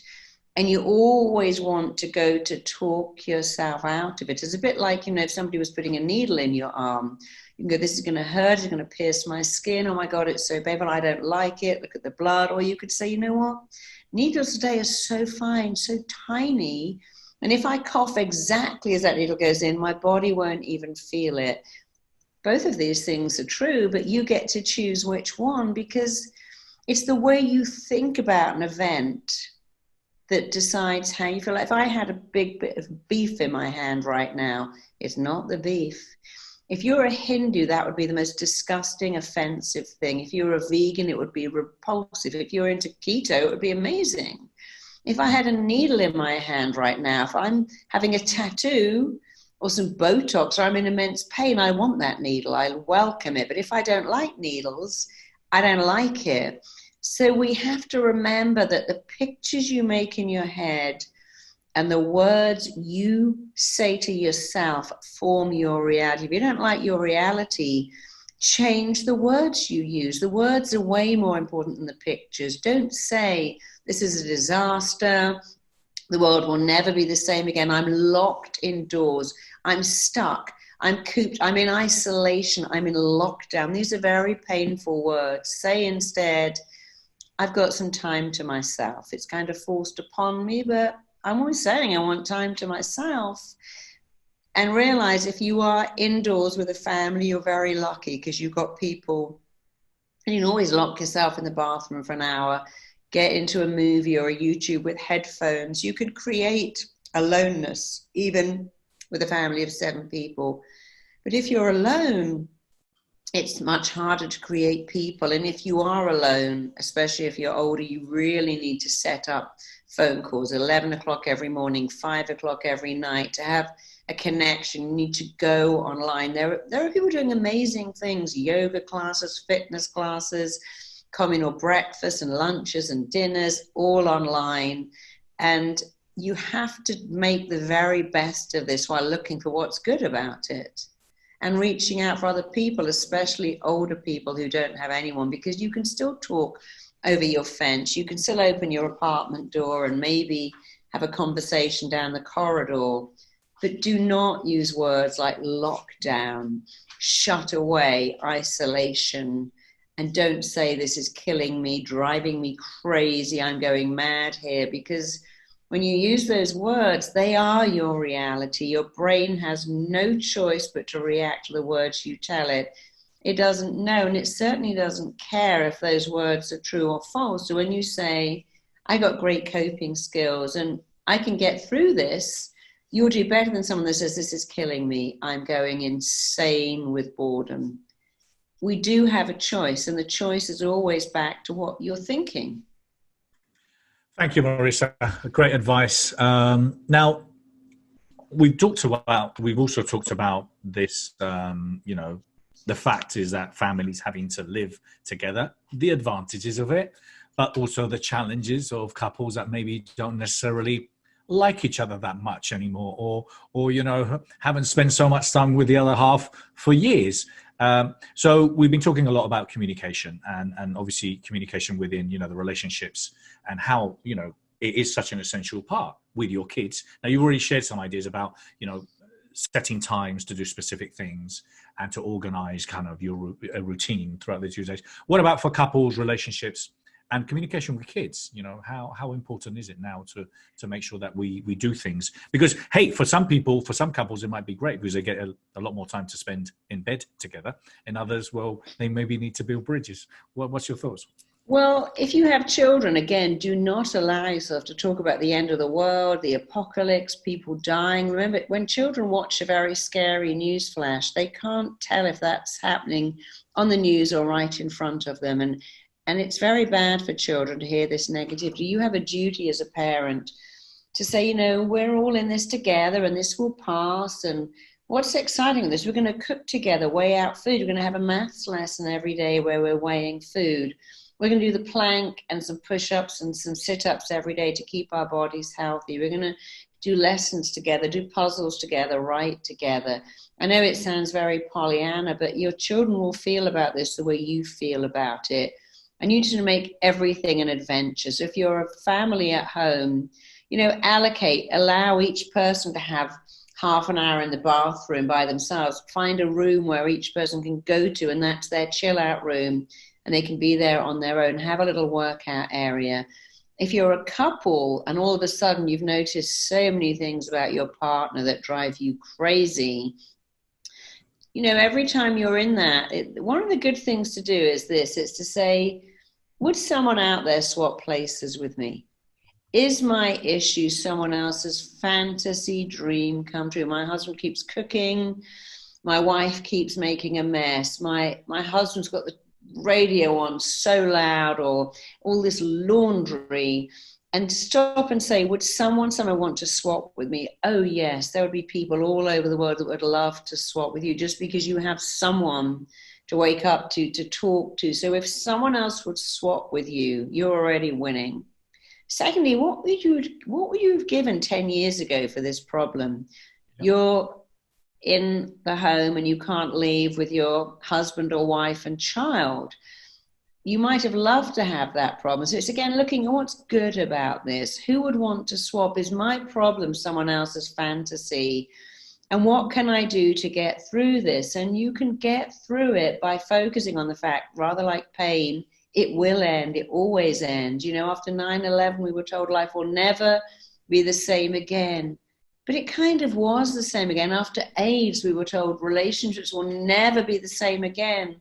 But they are. When we were in the UK in the Gulf War, we were told it will never be the same again. We're going to have nuclear warfare. And unfortunately, we get terrified a lot by this explosion of drama, because people like drama. It's exciting and interesting. But remember, we have been here before, not quite in the same way, but this is not the first time we've been told life will never be the same again. Everything as you know it will change. This is a different reality. That happened in the Depression in America. And now we have so many better things. We have internet, we have Wi-Fi, 24-hour television, we have books we can download, we have courses we can go on, we have people who are delivering stuff and helping us out, and we know more about making our own immunity better. So look again, what is okay about this? How can you get through it in a positive way? And if anybody would swap places with you, would swap their situation for yours, you've already won. And when your family are really challenging you, remember, you can escape from them. It may be shutting yourself in the bathroom, in a room, in a cupboard, just putting in the headphones and putting something on so you can't hear them. That's a choice. But people who are truly alone, they don't even have that choice. They can't find people. If you're stuck with people, you can find solace. If you're in solace, you can't find people. So you've got someone to share it with. You're better doing this with someone than alone. And we are all in this together. And there's lots of great things happening. That clapping for the NHS, the people who are putting all these funny little things on YouTube and on Facebook every day. Sorry, Marisa, sorry to interrupt you. I saw that video you shared yesterday with that mum with her kids. It was hysterical. Wasn't that I Will Survive? You know, I'm drinking gin and eating pies. But yes, so clever that someone had the ability to think that up, and we all start to laugh. So we are in this together and find humor in it. You know, in Auschwitz, the people who survived Auschwitz are the ones who said, I'm going to do something with this. You might have heard that book. I know you have, Man's Search for Meaning. But after Auschwitz, the people who lived through that were the ones who made a decision, I'm going to use this.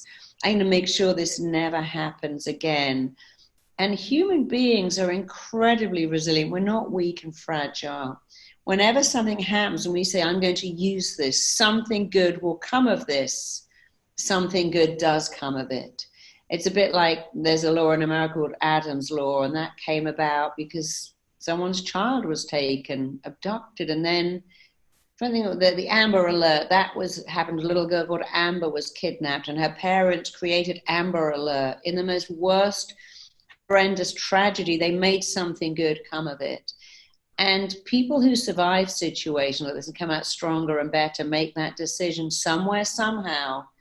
I'm going to turn this to an advantage. One of my clients went to jail for VAT fraud, and she trained to be an aerobic instructor in there. She had nothing else to do, and she's been a very successful aerobic instructor ever since. She used to be a rich woman who sat at home, and now she teaches aerobics, and she goes back to that woman's jail and teaches aerobics and made great friends. And we know Jonathan Aitken, who went to prison and said it changed his life.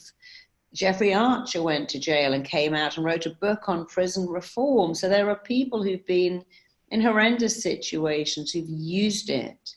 And if we all collectively did that, we could make something good of this, because it will pass, it will end. And then you'll look back and say, you know, it wasn't that bad. I could have learned something. I spent all 2 months lying on the sofa eating potato chips and watching reruns of Californication when I could have, should have, would have. I'm always saying I haven't got enough time. Well, now time is what we have. Use it well. Thank you, Marisa. And yeah, we've been talking, and we're also talking about, kind of, reframing, because then again, as obviously you shared the ideas of what we can do, taking advantage of all this downtime. But then again, billions of people are worse than us, people worse off than we are, no electric, no running water, no food. And those are facts in life, and people might want to ignore them. And then I was sharing with Aaron Young, we were talking last week, and he was talking about what's worse. What is the worst case scenario? Well, the worst case scenario is being dead. That is the worst, because, you could still keep your company, but you would be dead, and then it doesn't matter, because your kids will be. So what are you doing? Because then I personally think, and I know you've seen this as well, Marisa, you've seen a lot of people in the personal development world that kind of have come in because maybe what they were doing didn't have much of a meaning, and they wanted to do something with more of a meaning. They started testing, trying hypnosis, NLP, or whatever it was, and then they got really involved in it. And some of them have transitioned into doing a lot of that. And I know obviously with the programs you do, with the RTT and the REM Enough, and a lot of programs that you've been doing for a long time, which you do also live and online. You've helped a lot of people and are helping a lot of people in transitioning, okay? And this, I think, is prime time to actually take step forwards, to taking action, to doing and finding that new career, something where you can help and inspire people and make a difference, because this is the time to take action, isn't it? Absolutely. So for me, I'm immensely lucky, and I'm very grateful for that. But a lot of our RTT training is online. So I have my own therapy called Rapid Transformational Therapy, and you can learn that live or online, or indeed both. So for the last week, we've been really working on the online course. We had to cancel our live course that should have taken place in LA a week ago, but we made a virtual classroom. We had hundreds of students on it. They absolutely loved it. My sister worked so hard creating amazing content. And so we made our online school even better. Our online course is amazing. And lots of our students saying, this is great. I've got the time to study the course.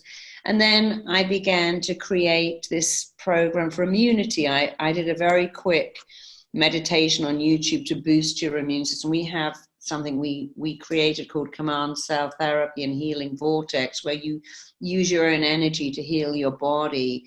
And this week I'm developing one for children, and this is probably the most exciting thing for me, because I'm making an immunity game for children where they go inside and they launch the troops and they fight the germs, and we're giving them a book, a song. We've written the song. It's very exciting. And we've got the app, and that will be going up in about a week. And we're going to teach children all over the world. Your immunity is your defense. You have an immune system. We know, for instance, that if you have ice baths, or if you exercise, or if you're happy, your immune system is better. If you're miserable and sad, you're more likely to get a cold. If you're madly in love, in that instance, your immune system is better. So many people, when they first fall in love, say, my headaches went away, my skin condition went away. And so we're making this amazing thing. And even when this issue is over, we're going to be putting it in children's hospitals and cancer wards. We're going to be using it for children who have hay fever or allergies. And so I was saying to my husband, I never would have made this program. I thought of this 25 years ago and had some talks with Sony at the time about making this game for children. And then just life got in the way. And finally, I've got the time to really sit down and really effectively write this program for kids to make their body fight viruses, to make their body fight illnesses, to give them responsibility. Doesn't mean that illness is imaginary, but we know that the mind can create the symptom of every illness. And the idea of putting this into children's cancer wards to boost their immunity, because even when you go for chemotherapy, your thoughts about it affect what it does to you. If you look at food and go, that's going to make me sick because it's not cooked, or I'm going to get sick because I went out in the rain and my hair was wet. If you believe that, you are more likely to get sick. The beliefs you have about a drug affect you as much as, if not more, than the actual compounds of the drug itself. And that's what the placebo was built on. Somebody called Henry Beecher, I think, who said that our beliefs about a drug affect us more than the pharma, so I can't say this word, pharma's compounds of the drug. Placebo means the physician that lives in you, that can administer any drug whenever you need it. And I think one of the good things that can come out of this is us believing that there's more than going to the doctor and taking meds. Doctors are amazing. If you get ill, you want a great doctor and you want great care. But so many of us, that's the first place we go to with headaches and skin conditions and irritable bowel, and we don't realize that actually we could fix that. I was working in the NHS, and they said that 70% of people turning up at A&E have real physical problems, but they're not caused by a diseased organ, they're caused by diseased thinking. And we can help people not have diseased thinking. It's amazing what we can do if we tap into the power of our minds. And there are many people doing that. Many people that are going to speak at Expo are already doing that. People like Donna Eden, who has energy medicine, and so many people I know that are helping people. It isn't that you shouldn't go to the doctor, and it isn't that you shouldn't take medication, but it shouldn't always be the first thing you do. People say, oh, I'm taking antacids because I've got bad digestion, but they eat a terrible diet. Or then I'm going to put my kid on Ritalin because they're hyperactive. That should not be the first thing you do. You should look at what you're doing or what's going on in that kid's life that's making them hyperactive. So I think something very good will come of this, and that will be us understanding that responsibility means your ability to respond. Can you respond better to situations? You know, one of the reasons I created RTT was because I was working with people. I was told I would never be able to have a child, never get pregnant, never carry a baby to full term. And I just decided I'm not going to let that in. And I got pregnant easily. And even though I was told in my pregnancy, this baby's never going to survive, she's going to have everything wrong with her, she was perfect. And then I began working with infertile women who'd say, I've got unexplained infertility. What is that? Well, it's unexplainable because your ovaries are fine, your womb is fine, your husband's got the SAS, cracked sperm, plenty of it that swims, but something is not happening. And the something's not happening is the mind is getting away. The mind remembers you saying at 15, oh my God, I'm pregnant, and that's the end of the world. It's a nightmare, it's a disaster. My dad will kill me, my mum will kill myself. And now your mind is clear, you do not want a baby. And what RTT does is it unpicks that, recognizes we thought a thought.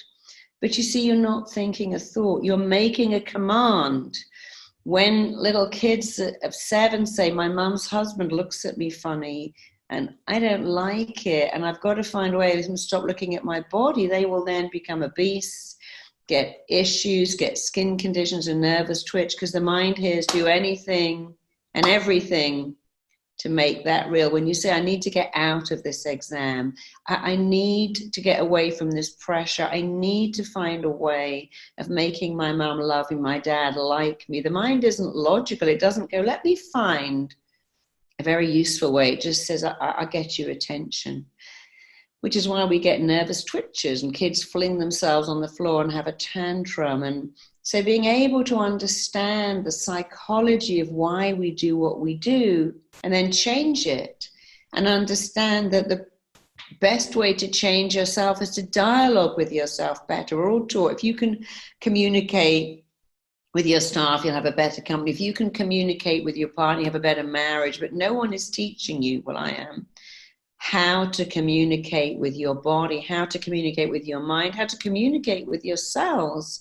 Because if you do that, you will absolutely win at being healthy and being positive and getting through any situation by saying, I have amazing coping skills. Thank you, Marisa. And it is down to kind of what we've been sharing, and obviously you've been talking about since you joined us, is all about the mind, the power of your thoughts, the language you use with yourself, the things you say, the things you think, the people you surround yourself are obviously essential in order to grow. Now, you've already shared something here with us, Marisa, and I've just got a couple of more questions. Now, we've talked about this, and you've already mentioned some of the things that you're doing. What are you going to be focusing on more now? Because, you know, it is temporary.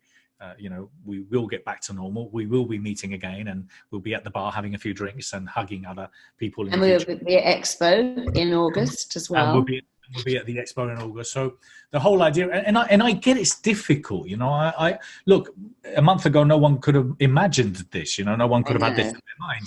And then I suppose now no one can imagine completely the opposite or going back to normality with reasons. So yeah.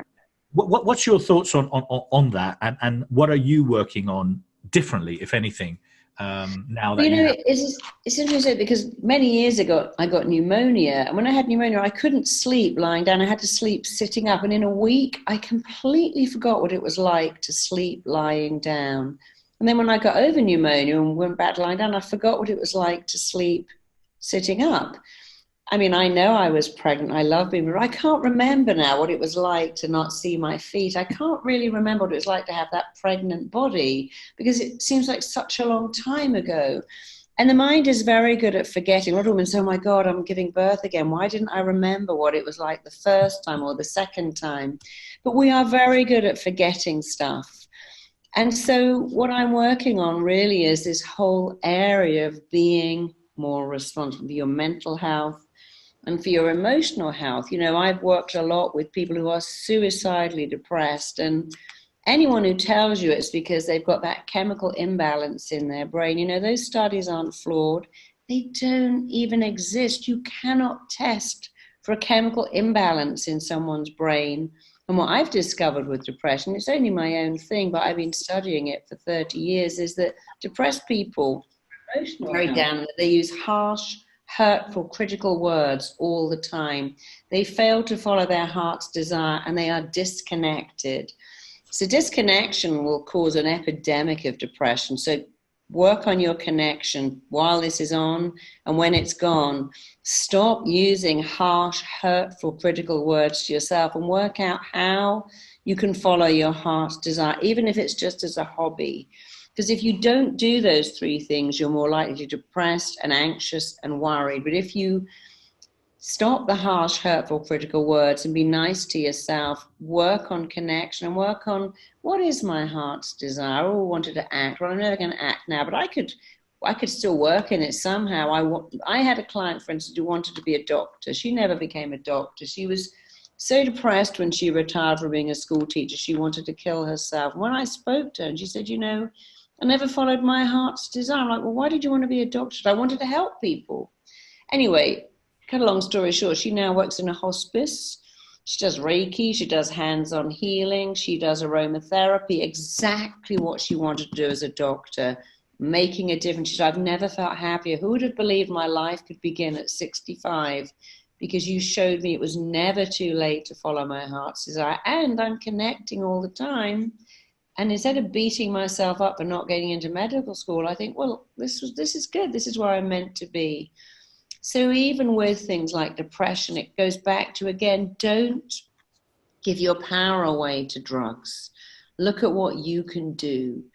You know, we have all the time in the world now to meditate, which is really good for our immunity. To do a few exercises at home, just do the plank and a few press-ups and some sit-ups every day. To actually finally cook better food, to batch cook soups and casseroles and not live on junk.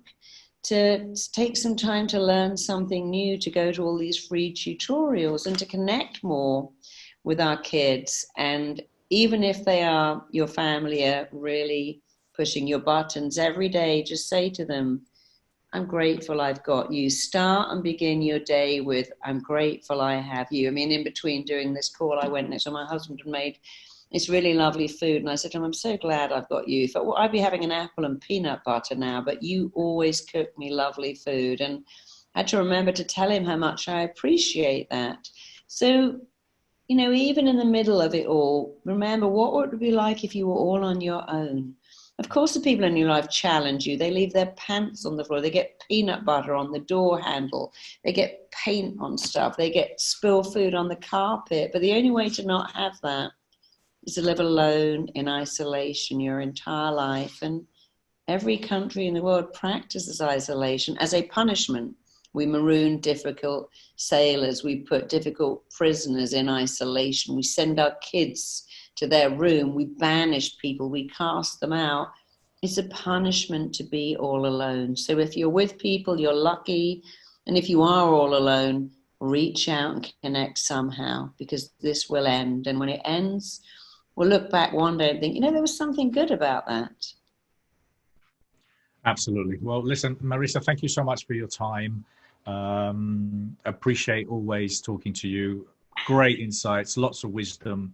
And for those of you that are watching now, either or the recorded version, we've put some links here for Marisa's programs. She's got lots of free content, very generous with everything that she's done over the years. So Marisa, thank you so much for being so great, and looking forward to seeing you soon and obviously having you at the expo. Thank you. And go to YouTube and take those free meditations, and go to marisapeer.com and take all those free downloads. And I can't wait to see you in expo, and I'm going to show you how to have an amazing immune system all the time. Thank you so much. Lots of love. Take care. Welcome. Thank you.